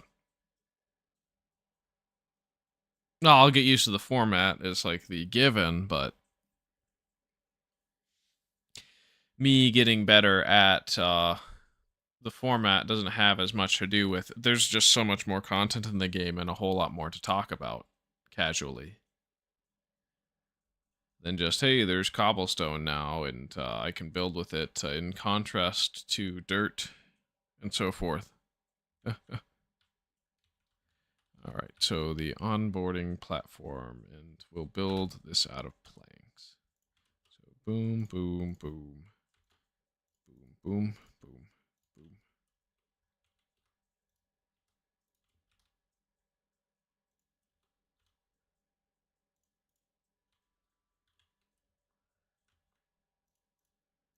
And then the top can be right here.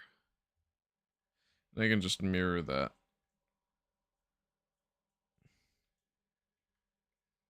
And of course have the drop tube. Perfect. So then, yeah, just mirror it.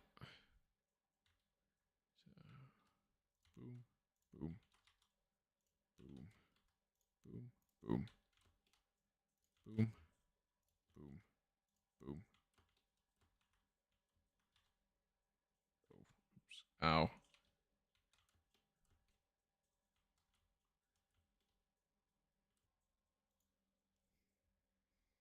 Oh, I apologize for that. My stream crashed. Sorry, my PC, like the whole PC crashed. And I didn't mean to end the stream. Oh, I apologize for that. I'm gonna have to rewind and see what happened.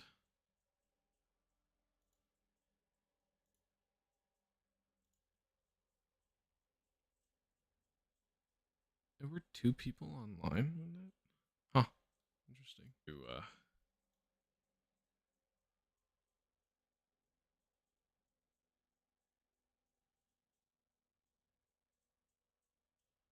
That in contrast to dirt and so forth.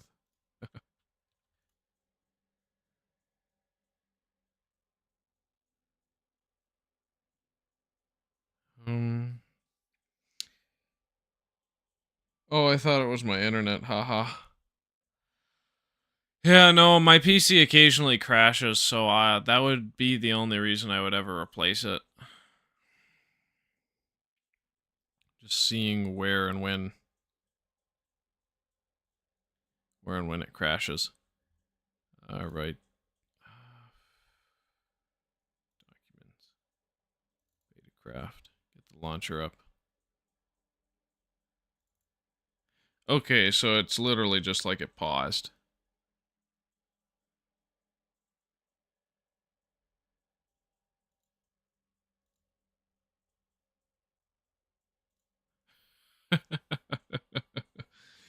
Me watching myself. Wonderful. All right, video details. That's good. Yeah.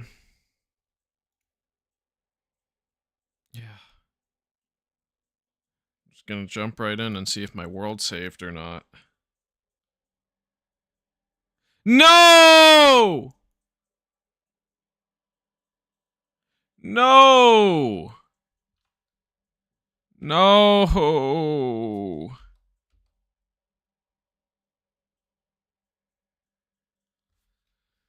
I lost everything but the dwarf fortress.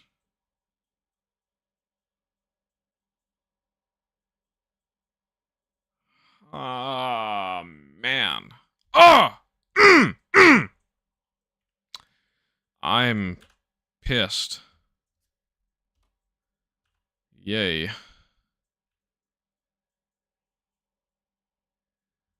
Oh, all that work for nothing. Can only get so mad, though. Okay, well, I'll probably start building a castle there. Yeah, I may have to do an extra live stream just to make up for everything that was lost. I don't know. At least most of this live stream is me kind of rambling and musing about things. But what's done is done.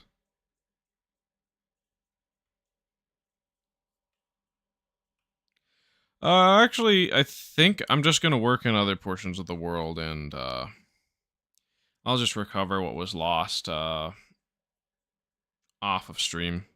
Because everybody saw that. I don't need to have it be shown on stream again. That's pointless. Alright, so let's place 16 blocks of stone. 2, 3.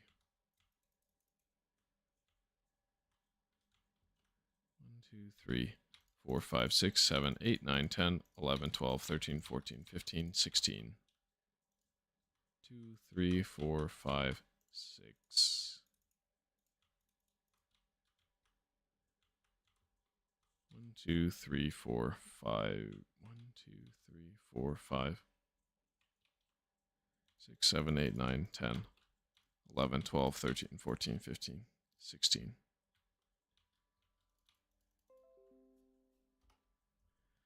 Ay, ay, ay. I need to debloat this computer.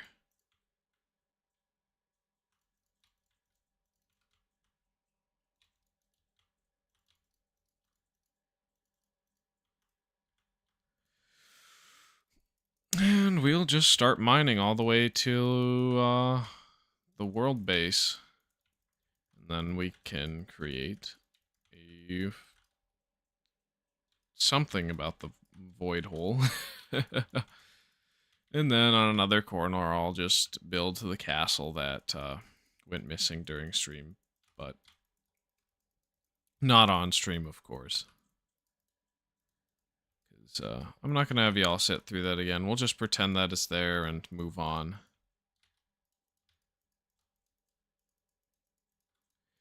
And of course, I'm not going to work on that tonight.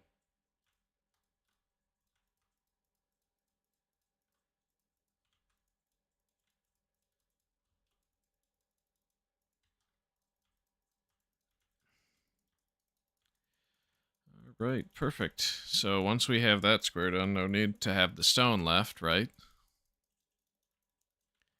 We shall just dig the hole.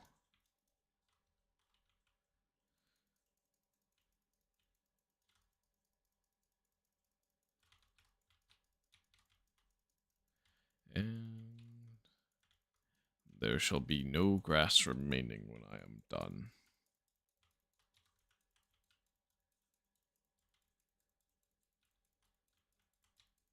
Did enjoy building some of the stuff earlier on stream.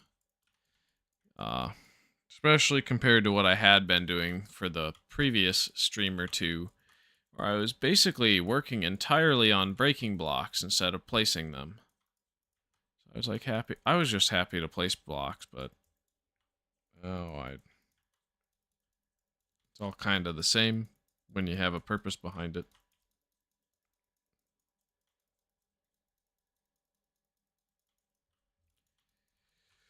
Boom, boom, boom, boom, boom, boom, boom, boom, boom, boom, boom.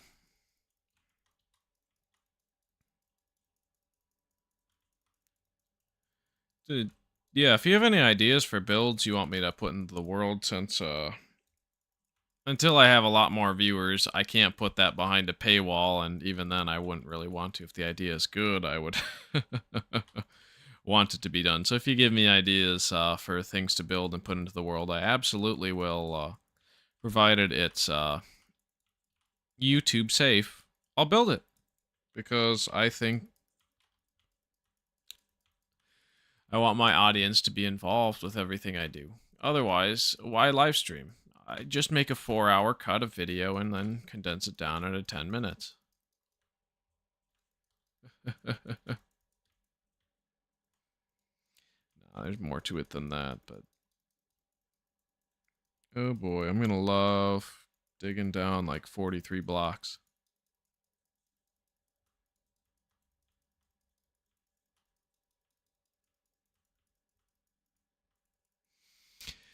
Think I should dig out an entire chunk on every single pre-classic, classic world that I start? Or nah? Because depending on where I place it, I can do either... I would either do manual terraforming to make it match with the existing terrain, or I would be making sure it's so far away in the world that I could only manually load it once I get to, say, 1.19, and see how it tries to interpolate from the chunks there to be existing chunk. Well, the existing chunks to new chunks with the biomes and everything. Like, imagine, like, just by the Menger sponge, there's a giant gaping hole where there's no chunks, and it's like, hey, what do I do to interpolate into the Menger sponge?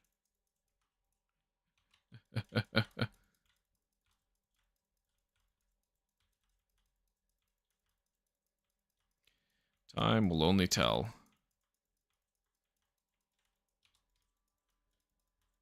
Should run some torture test live streams where I'm just kind of updating through the versions, not like in a super serious manner like I am doing in this series, where I'm just kind of casually seeing, hey, what happens when you do this, this, and this.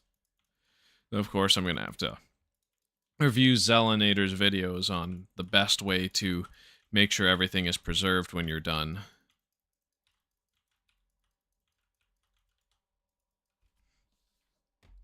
The year is 1706 says, sorry, a little off topic, but will the different versions generations change the depth of the world in chunks from older versions?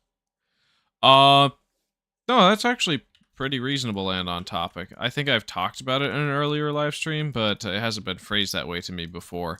So, what 1.19 does is it generates new caves and cliffs generation. So, the deep slate and so forth below the world. And it does that only if there is bedrock in the chunk. If there's no bedrock in the chunk, it may interpolate into the chunk, but it leaves a giant void hole beneath instead. But if there is bedrock, it will turn that bedrock into deep slate and then generate an entire new cave system beneath. But I haven't really tested it. That's just from what I've heard. Oh, no, I have tested it. That's right. Never mind. I've done it where I've taken a classic world, I've put it through InfDev 327, so March 27th, and I've updated it all the way to 1.19, and I've flown beneath the world. And yeah, for every chunk that had bedrock beneath it, there was a new cave system, and for every chunk that didn't, there was no new caves. I think I have screenshots of it, but that might have been on a computer that I no longer, a hard drive that no longer works. All right, I'm going to hit enter to save. Because I don't want to lose all that progress again. Every time I finish a build, spam enter. That's going to be the thing for Classic A. Though we're still in pre-Classic because I decided I gotta populate the world, and then once I populate this world, I'll move on to Classic 11A and so forth. And at least the generation of terrain I got for 11A was interesting enough to keep going with.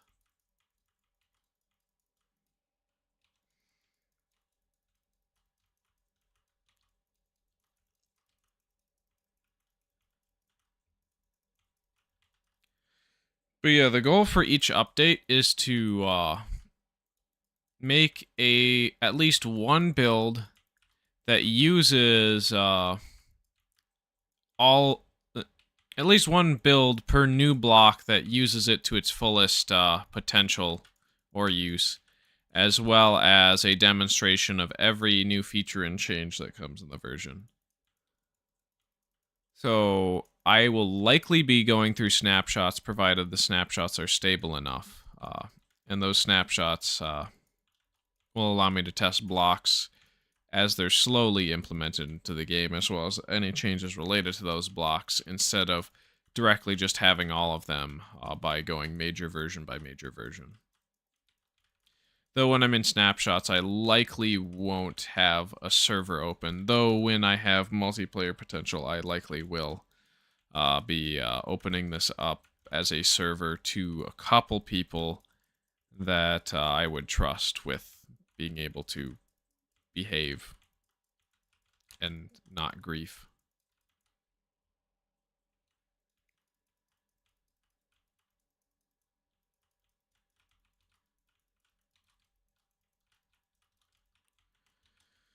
Alright, how many blocks to go, I wonder?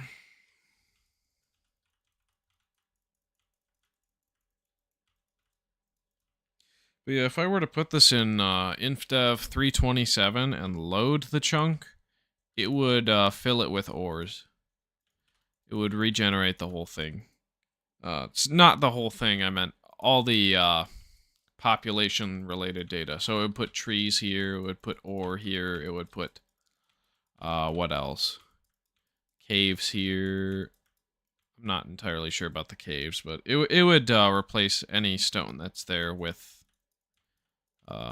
ore at the what Minecraft has it set to generate ores. So the Y level and then the clumps or clusters. Veins, as they're called. Yes, I was looking for the word, but didn't quite get it. So what Minecraft does is it fills in veins into the stone based off of a proportion that is guaranteed on random seed. And so when you force a chunk to repopulate, it ignores all the existing block data, looks at the seed, and then refills it with the ores and trees and other population-related stuff that it thinks it's missing, even though it may not be.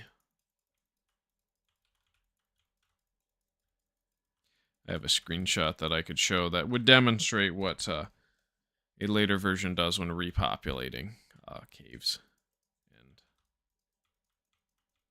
stone.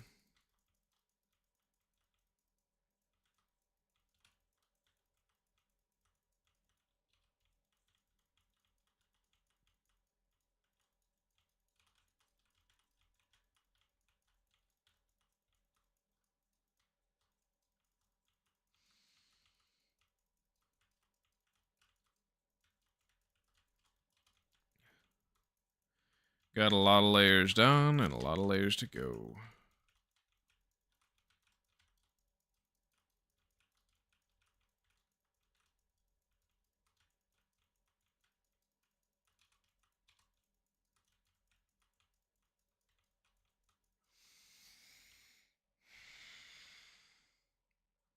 I see. Very interesting. Probably not possible to stop repopulation, isn't it? No, it is definitely possible to stop it from happening, but you have to do one of two things. Either you skip updating to InfDev March 27th by going to the March 30th patch instead, which removes the chunk repopulation issue, or you put them so far away in the world that you don't load them until you're in a different version, and then they will never repopulate.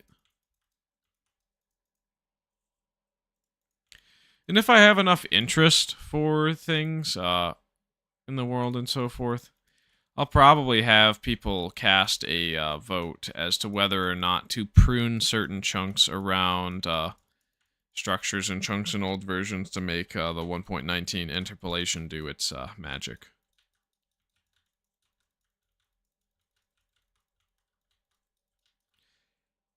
Because I do want to see as much 1.19 interpolation as possible, but at the same time, it's going to be deleting a lot of existing chunks to load new stuff, so that may be considered cheating.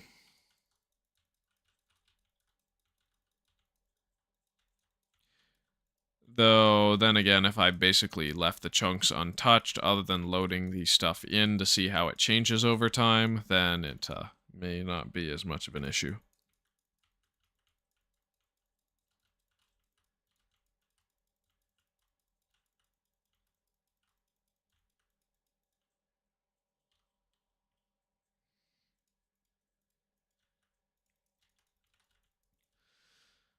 Oh, it's getting pretty deep. Not deep enough. I gotta go deeper.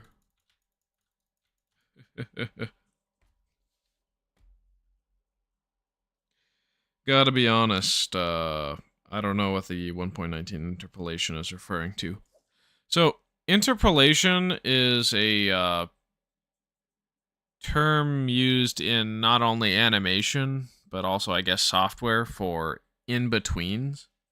So, interpolation in, say, 3D animation software is where you put two frames together of motion. So it's like a hand and a fist and a hand that's open. And then the interpolation is the intermediate motion between the fist opening up. So what 1.19 is doing is saying, hey, we have this chunk here that's from an older version, and then there's and we're generating a new chunk. So when I'm generating this new chunk, 1.19 says I'm going to look at the neighboring chunk and try and make it smooth and not jarring, because up until 1.19, anytime the noise map would change, the world gen would change, and so you would have, say, a extreme hills right next to a deep ocean, and it would just be cut off on a 16 by 16 chunk, and it would be really jarring transition between the terrain, where you'd have this really tall landlocked biome right next to a deep ocean, and it would look bizarre. Some people really like that, and other people really hate it. And the people who hate it generally, they don't update. Sorry, when they update Minecraft, they just create a new world. But the people who like it, they generally keep the new world. Sorry, no, they keep the old world. Ah!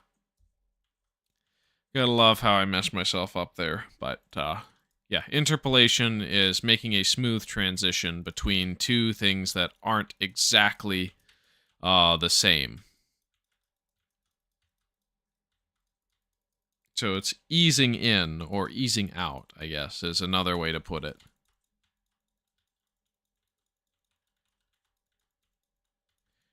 And I guess the root words, so if you know what polarity is, it's like, if you think of magnets, a north and south pole on a magnet, as they call it. So one field attracts, so a north always attracts to a south, but they norths repel each other on a magnet, right? So there's two different poles, and they, like, the same type of pole doesn't like each other. So when something is polarized, it's got like high contrast or jarring. Shoot. My analogy is falling apart because I don't have the exact definition of the thing I'm trying to draw comparison to, but interpolation is just the transition between polarized areas, I guess. I'll just look up a dictionary definition because I'm just losing myself in the sauce.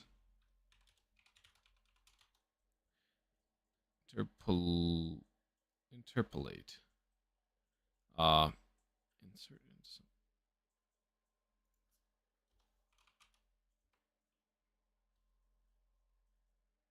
The insertion of something of a different nature into something else. A remark interjected. Interpolation and animation. So it's in-betweening or filling in frames between keyframes. So, yeah. This is probably the most relevant analogy to it, then. Is keyframes, where it eases in and eases out between two different jarring transitory things. Oh, I thought I lost the sky for a little bit.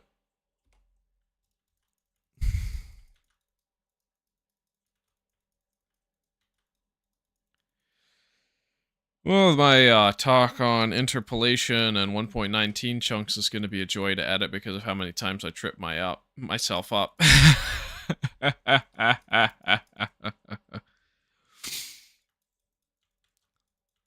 Well, that didn't take 15 takes, but it took like 3.5.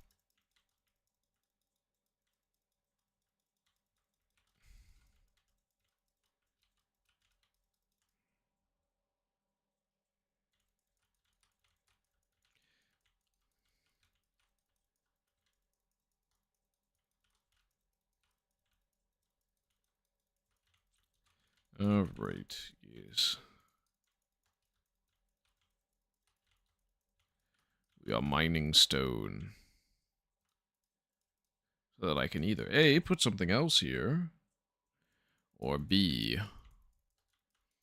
keep nothing here.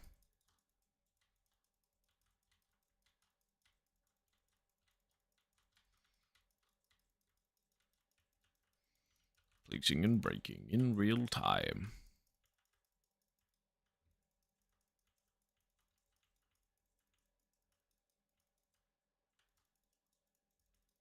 Shoot, I should just look up, are there any bugs in 1.19 that allow you to reset chunks? Like, completely delete chunk data just by messing with, blocks and NBT. I'm pretty sure there is at least something with NBT you can do. Not unlike book banning in 2B2T or furnace banning or boat banning, or was it boats? There's all the different block bans people were able to accomplish just by putting too much data in a chunk to the point where it decides to regenerate the chunk instead of load the massive file the game created.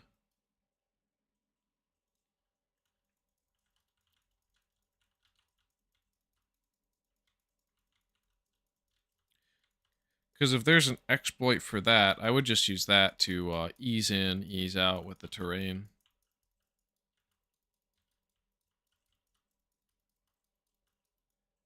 Dude, I should make an MC edit filter that like checkerboards two worlds together.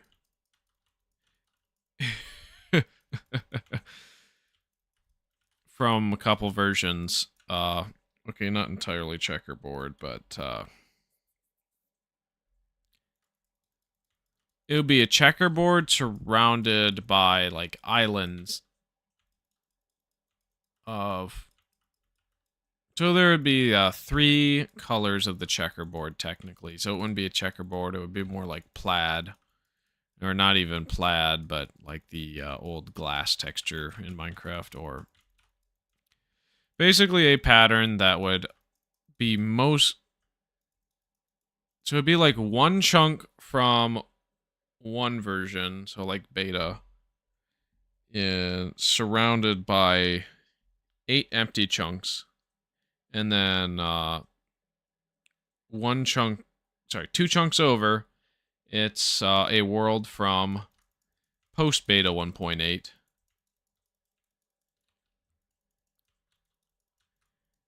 And that's also surrounded by 8 empty chunks for 1.19 to fill in. And I would love to see how much the game has a seizure trying to make the terrain work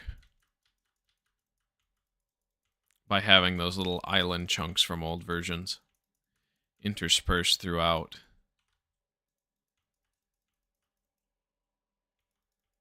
I'm going to need to do a torture test like that. Possibly live, possibly not live. I'd probably do a proof of concept off the live stream, but actually do it in-game on stream.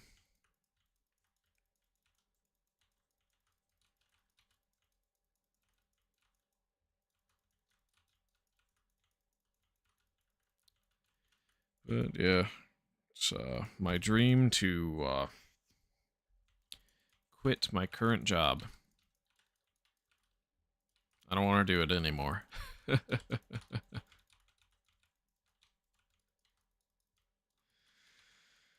But I do want to do this, and if I can do this full time, the quality is going up 100%. But if it doesn't get to happen, I'll probably be like a truck driver or something like that once I hit 21 for enough time to save up enough money to try and go full time for full time on streaming for a bit. And then once that fund runs out, or really gets close to halfway running out, more realistically, so I don't not have an emergency fund,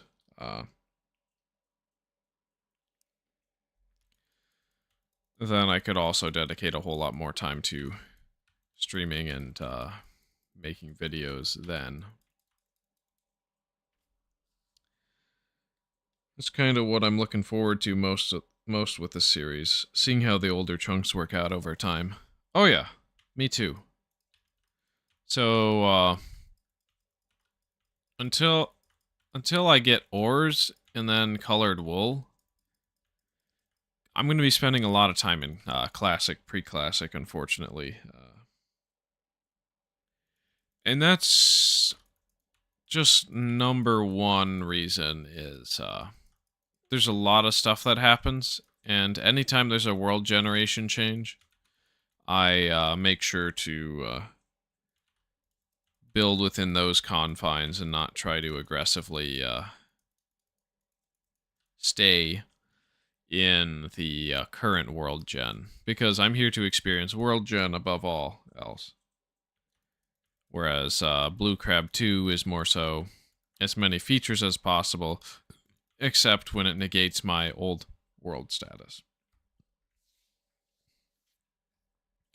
And hopefully the mic picked that up as I hiccuped and looked away from it. Because it's going to be a lot quieter if I'm speaking down here instead of speaking directly into the mic.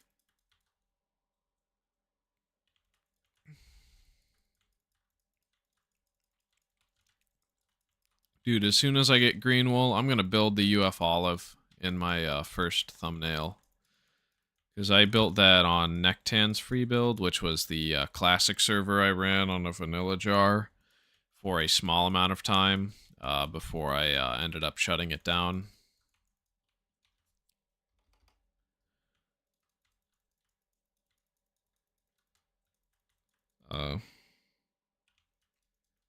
And I want to build that thing again because I really like that pixel art. I think it's probably one of the best designs McPig made for that game.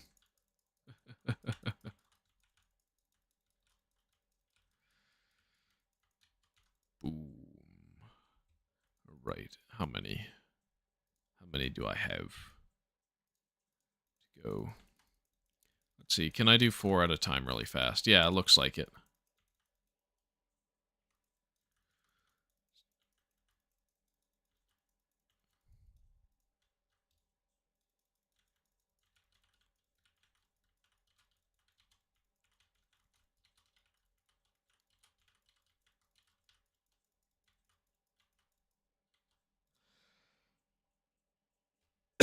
I gotta do some water.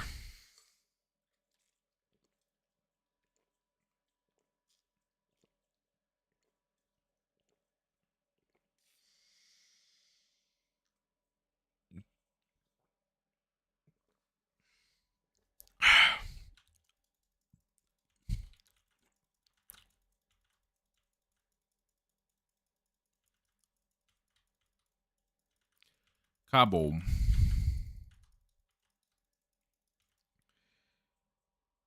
Dude, I just realized something. If I put monolith chunks from Alpha 1.1, well, just Alpha 1.0 era to Alpha 1.2 era, those monoliths, which are 128 blocks tall that stretch all the way to the world limit and have a giant lake underneath, I wonder what 1.19 would do to one of those set of chunks. I need to get the seed for a monolith that's at spawn so I can do that torture test.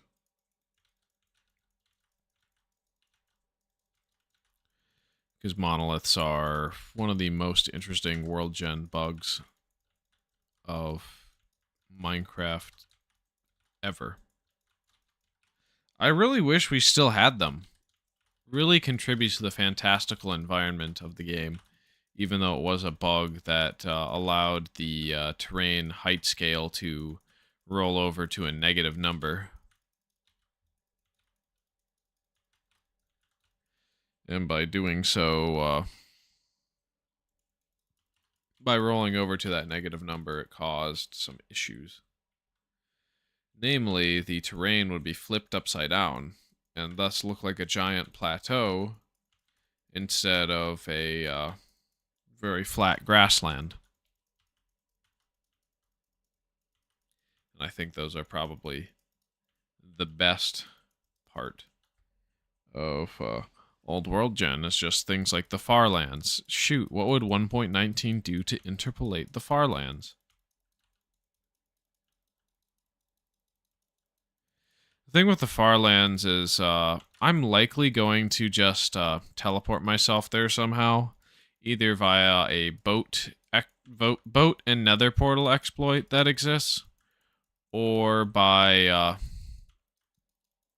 teleporting myself there because I'm. People have walked to the far lands before, okay?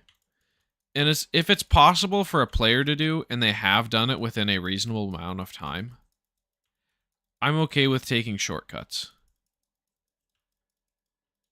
But generally, if I take shortcuts, the less I'm going to mess with the area that I've generated with the shortcuts and so forth.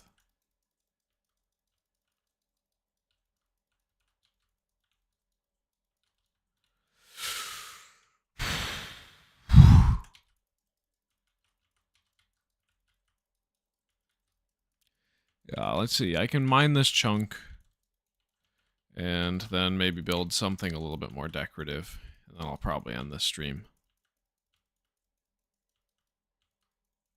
And then we'll go back into the stream like sometime over the weekend to return the stuff that got deleted because my PC crashed. But no, at least it's good to know what happens when my PC crashes on stream, where it just pauses the stream instead of completely ending it and deleting the rest of the VOD. So at least the worst is past, and I know that I am not in urgent need of a new PC, though it would be helpful to stop the issues arising with the hard drive and so forth.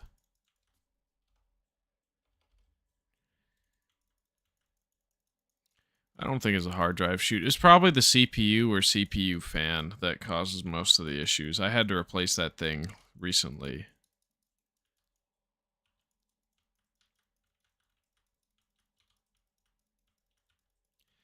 But yeah, I'm definitely clipping the hot dog story from earlier in the stream. It's too funny not to. It's like, I don't remember all these hilarious stories unless something comes and prompts them, like the rubber ducks. So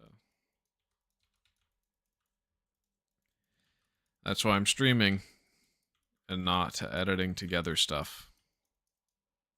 Well, okay, I'm definitely editing together stuff, but most of the content is going to come from a stream when it comes to this series.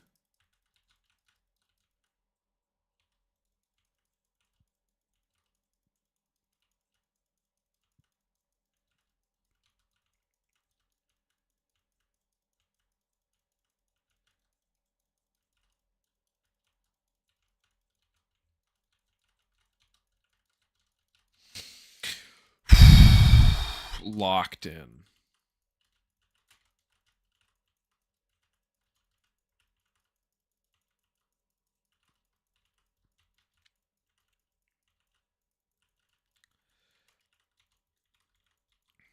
Damn, that's a lot of blocks.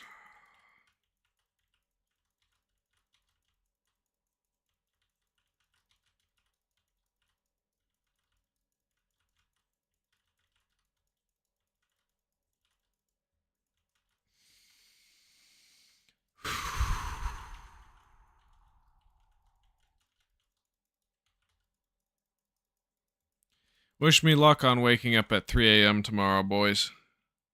So I get up for work. And, well, it's going to be an interesting one.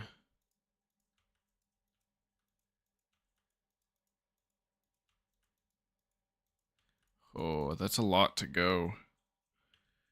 I don't think I'm going to be able to get to a creative thing by the end of the stream. If it's like that. But 'tis what 'tis. We carry on.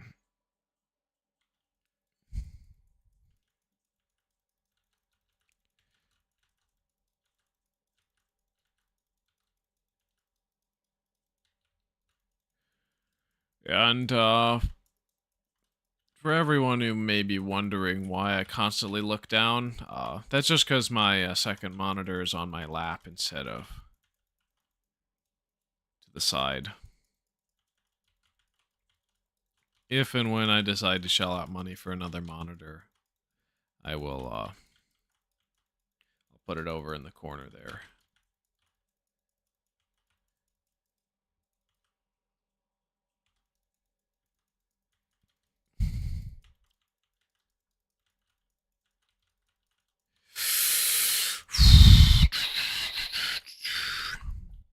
Yeah, I wonder I wonder how Notch created the original stone texture. I kind of wonder what his thought process was when making almost any texture in this game. Like, did he mix a bunch of colors by hand, like doing each individual stripe and then filling it in with the rest? Or did he have some sort of process to take a real world image and use it as a reference, or even just directly copied said real world image into the game? Because there's definitely a very, very interesting style with them. A very high contrast style that I like a lot.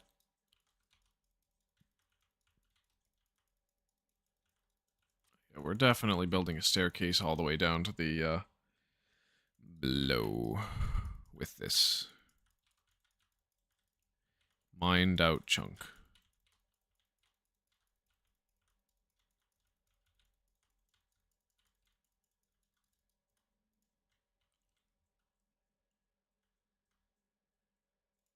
I wonder if the bug is in the game where if you change your system time to a year ahead, the game fast forwards and makes everything faster. Because that's in the game for a very long time until some ticks per second changes to the game cause it to no longer work that way.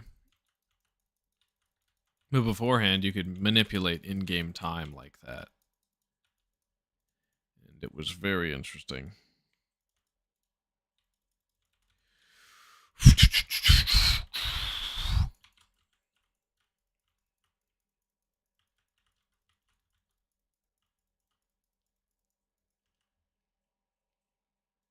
But yeah, we will have access to Bedrock for a little bit. At least, except for if I were hosting the server and then just did slash, was it unbreakable, or there's some command that allows you to place unbreakable stone instead of regular stone. That's in the default server client for classic. And due to that fact, Bedrock is still going to be obtainable, at least if I do the server hosting, farther past water, lava, grass, ores, etc. Though then again, you do get ores back in the creative menu after a certain amount of time.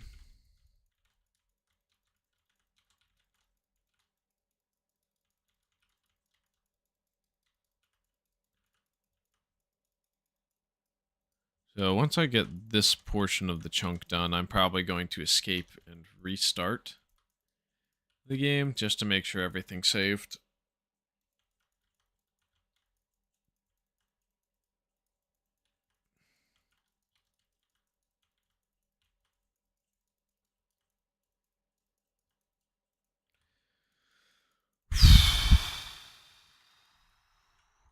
Enter, escape.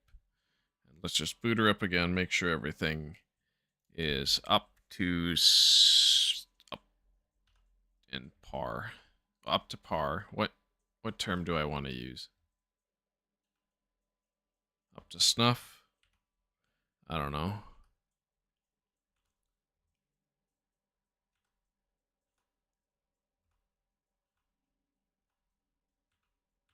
Alright, let's move around the map. Around the map. Okay, there's the chunk. It should have saved. If not, we do be in trouble.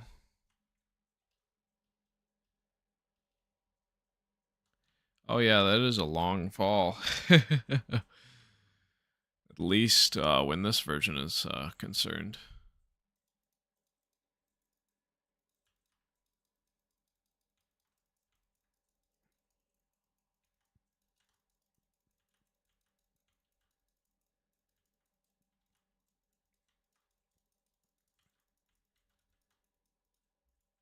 Does anybody here think I should do more Turtle SMP like I did on my first live stream?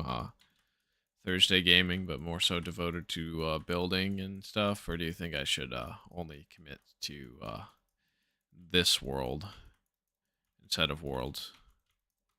Well, set of worlds in Classic, one world in InfDev and beyond.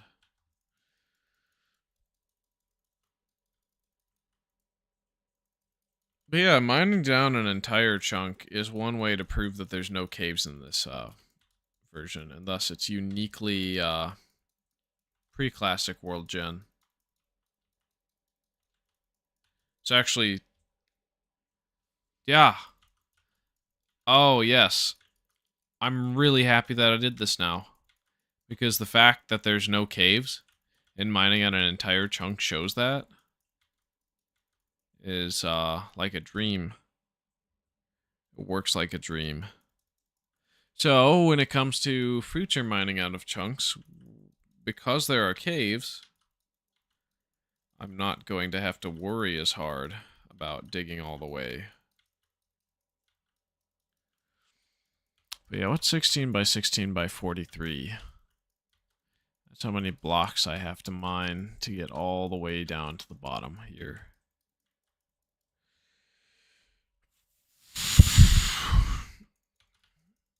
Boom, boom, boom, boom, boom, boom, boom, boom, boom, boom.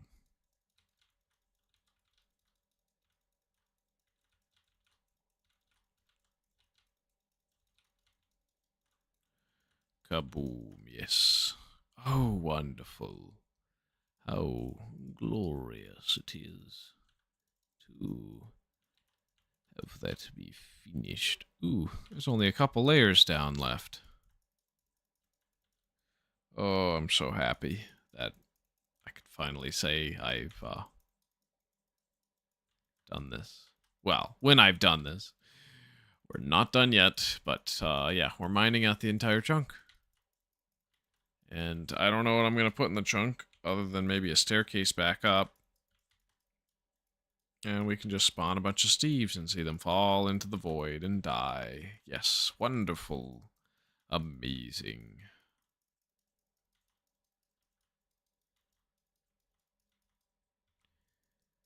Gorgeous.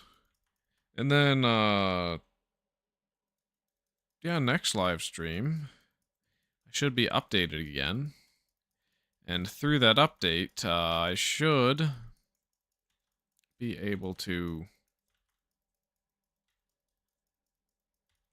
Shoot, what am I saying?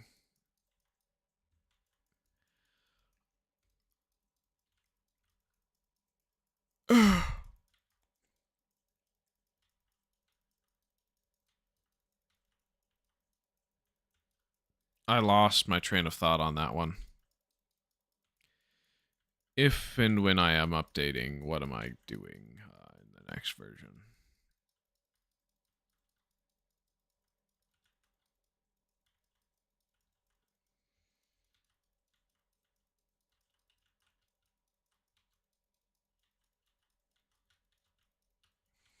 I forgot. Oh, that sucks. And I'll probably remember it exactly as I'm editing this down as a clip or something, or looking for clips to edit. So I'll remember what I forgot for when, for next live stream. Because we update. Shit.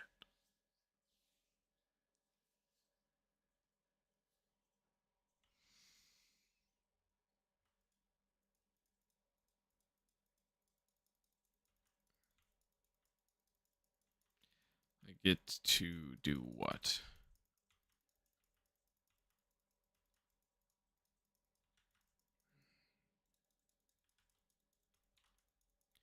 In all honesty, maybe a whole lot more of just building in this version and then moving on to the next world. Next live stream.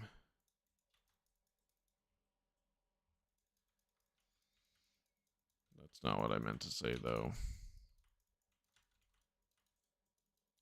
Of course, as always, it's going to be 4 p.m. to 8 p.m. minimum. If I go over 8 p.m., that's because I'm enjoying myself and having a good time.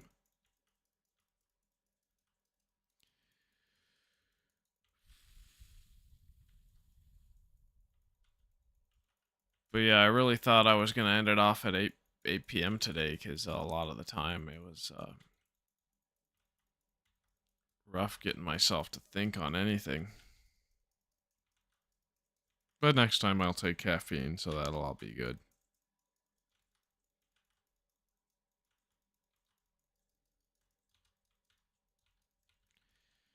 And maybe I should make it standard to take any small grocery trips on Sunday so that I don't get into the same disagreement as earlier.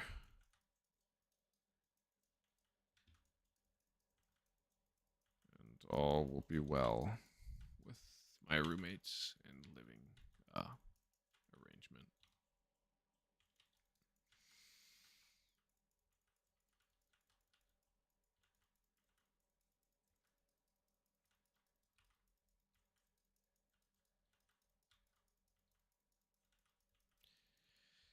And then during Classic, I should build text out of specific blocks to signify what version the world is from. Especially if I am, whatchamacallit. Oh yeah, especially if I am putting them at random faraway places in the infinite world instead of together in one place in the infinite world. It would be helpful to know which version I generated the world in without even having to look. Well, the 256 by 256 tile map, which we call a world until they add infinite worlds to the game.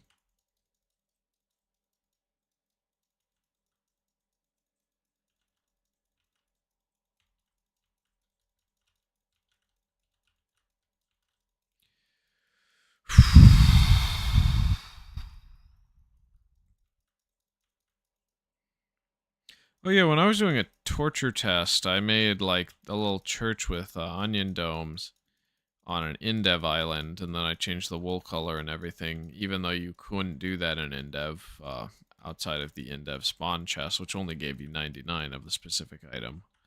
Uh, with that, what I did was in the torture test, I picked a seed specifically to put a mushroom island as the main spawn point center of the world. So when all the grass and everything loaded in, it would be very bright green, almost as bright as classic through alpha grass, but of course not because it's still going to be a more muted tone. As well as to see what the game would do, and it did some really interesting things. I'm gonna have to see if I have any footage or screenshots of things being in progress because it just created a giant water wall over the area around where the in-dev chunks were. Then it had a lot of dirt and other materials just be in this very square ring around the whole in-dev world because it was trying to match the in-dev world. And then when I updated the water walls, it all swelled until it reached the edge of the island. And then the island just basically had a giant water wall flowing into it, but the island was untouched by the water when it comes to like all the structures and so forth. So that was really interesting.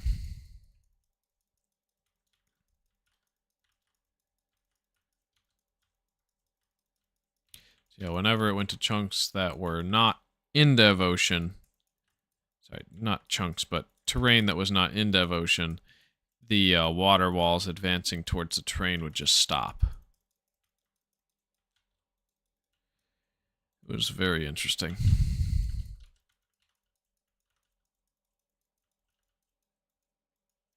Oh, when glass is added, I can just put a glass floor here. That'll be very interesting.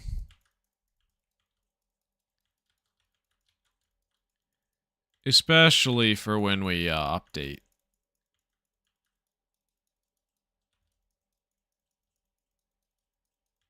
This would be probably one of the only chunks that I don't put a piece of bedrock in there just to get more caves. Because every chunk that I want to get caves in, I will put bedrock at the bottom, and every chunk I don't want to get caves in, I will not put bedrock at the bottom of. Well, I have access to it.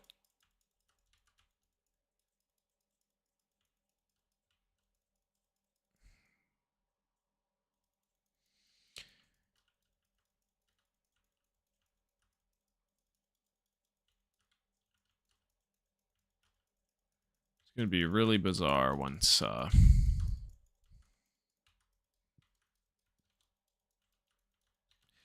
we get the bedrock wall and border and so forth around the world.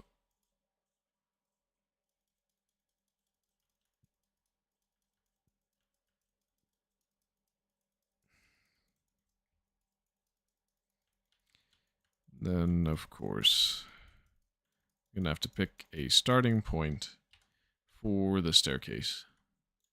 I think the very corner of the world is perfect.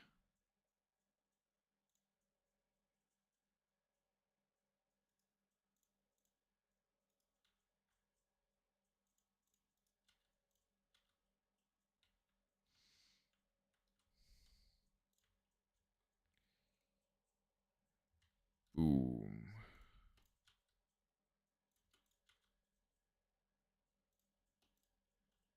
So, the year is 1706. Why is the year 1706 your username if you want to answer? You don't have to, but if you would like to, I would like to know. I think it's a very interesting username. I like it.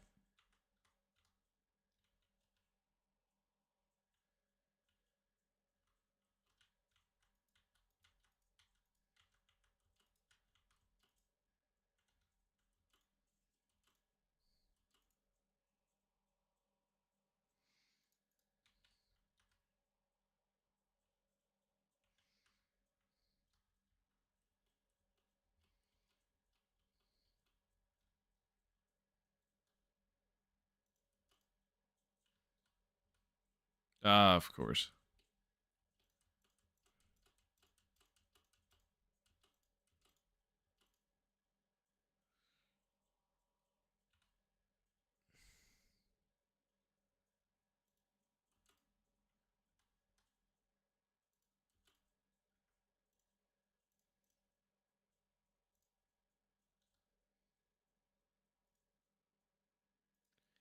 All I have to do is just remove all the underblocks. And then once I have the staircase, I'm not going to need the base level anymore either.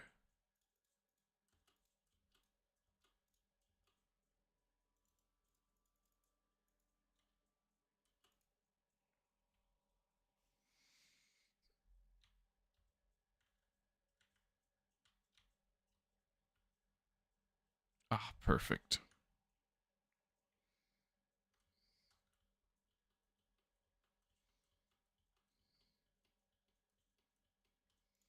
Then this part of the stair is going to be really easy. Then the outer portion is going to be really, really hard. If the single spiral to one edge doesn't get us up all the way.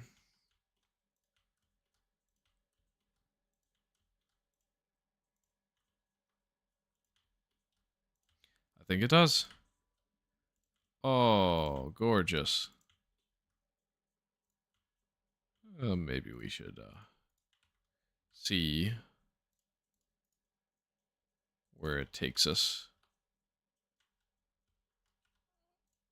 at, until it hits the build limit.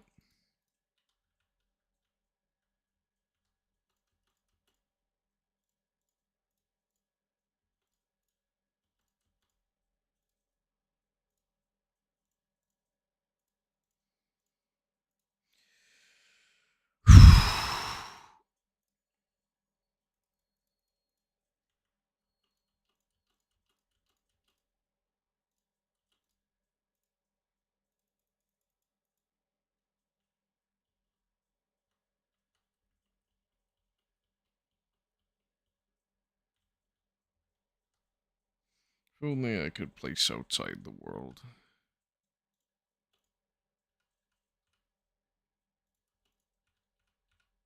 Ah, yikes. Well, let's just go here. No one can just dig down.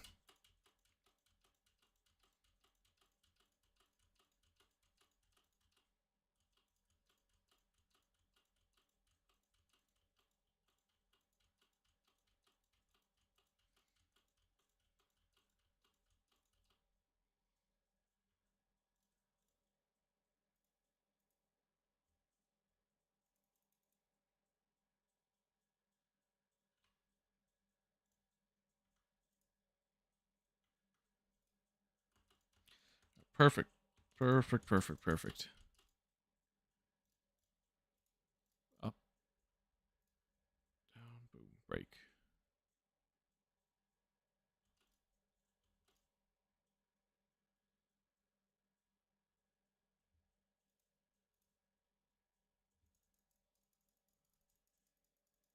Let's see. How are we going to make it to build height?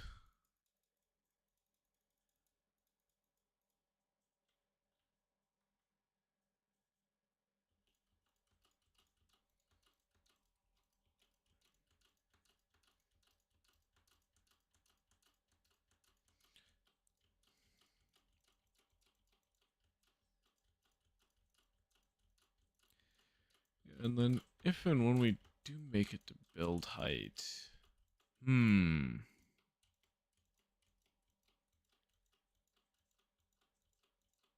Oh yeah, wow. Still got a long ways to go.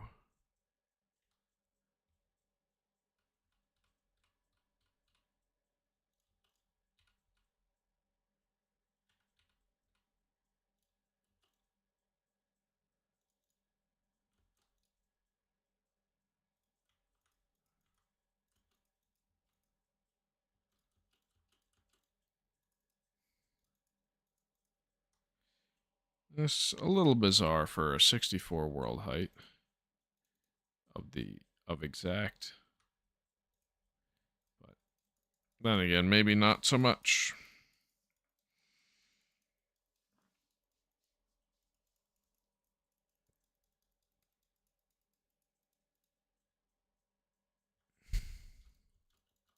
I just don't want to fall out of the world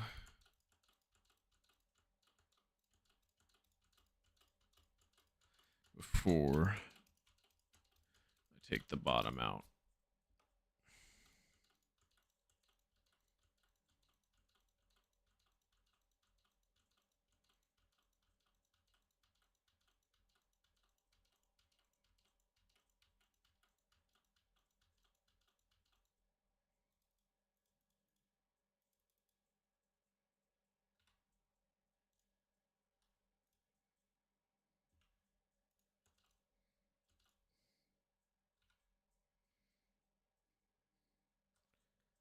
Boom. Oh, it's tense. I love feeling like I'm gonna fall off.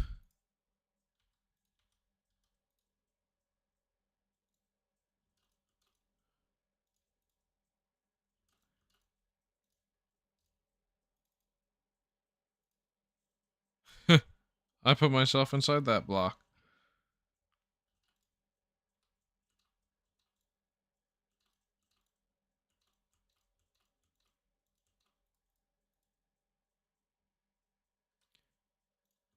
Only 3 to go. Ah. Alright. Sisyphus with his boulder. It's a nice boulder.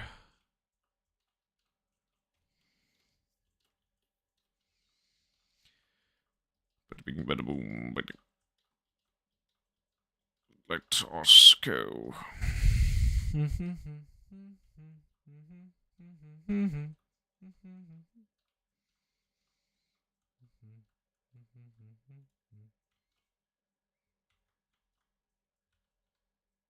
But yeah, I kind of expected it to be a couple blocks.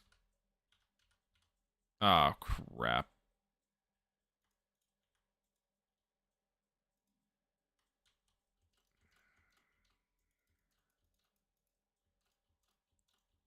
Over that I'd need to do.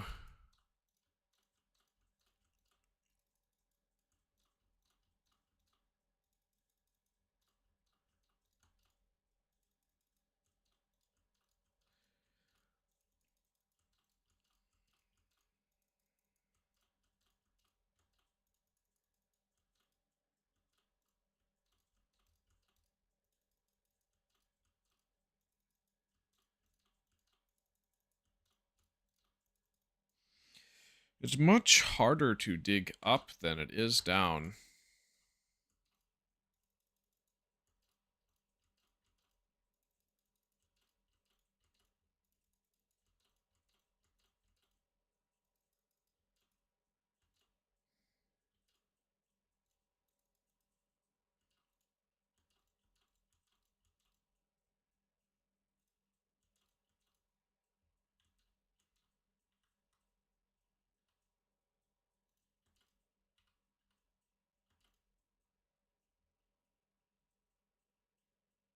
Looks like I can maybe get on the edge of that polygon.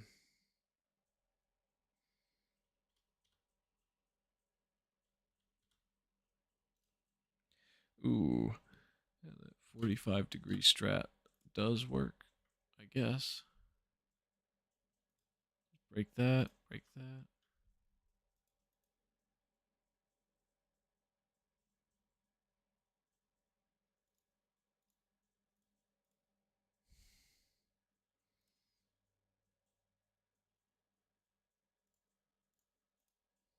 And then let's go all the way down to the bottom.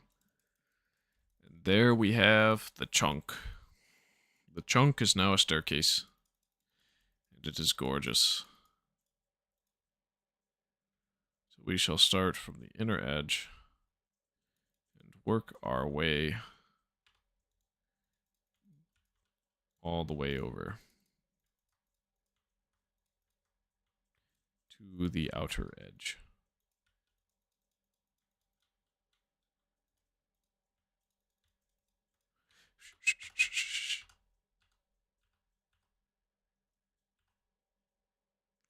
Now I have a means of locating,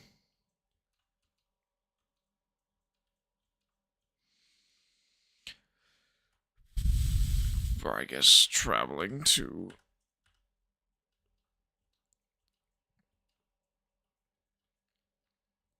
the edge like that.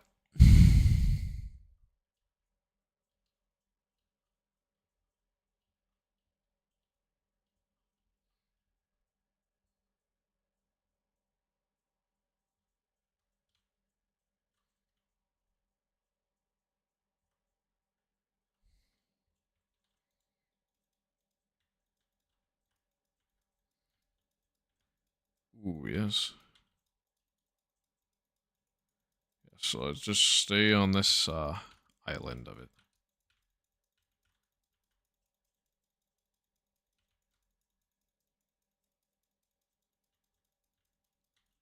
Kaboom. Yes.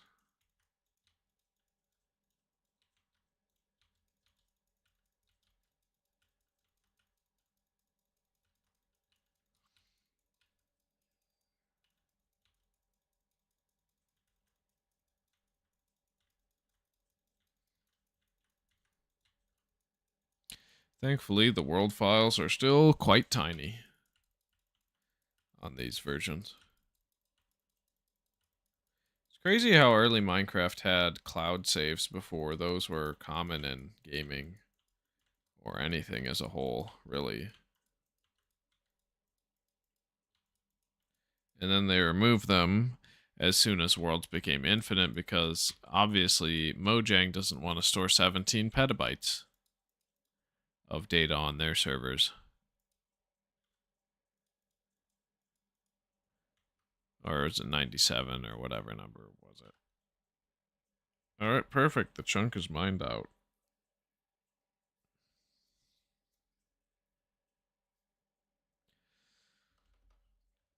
All right. And let's just make sure that it saved everything. We should be good to go. Then we can at least follow the one part of the thumbnail and get the Steves in a pit.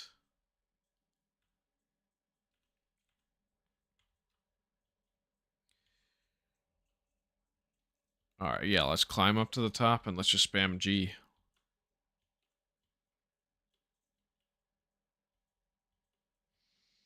That's going to be quite amazing.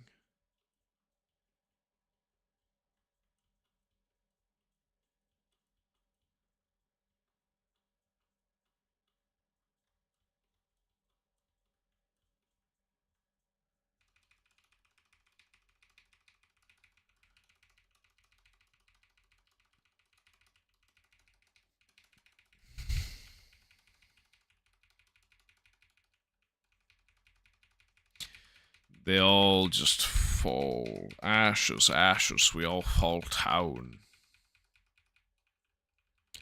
The Fountain of Steve.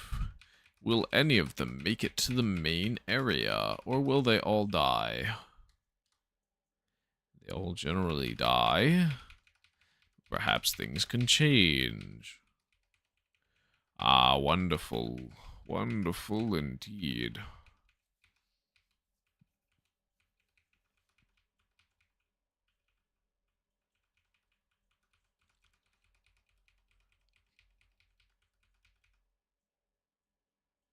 Alright, I think that's enough Steve.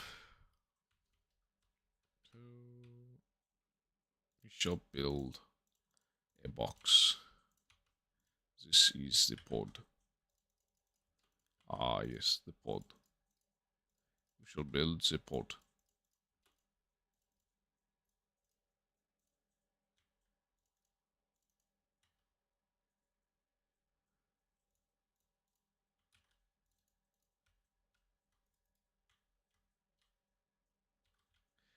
And then we shall give it flooring of some cobblestones.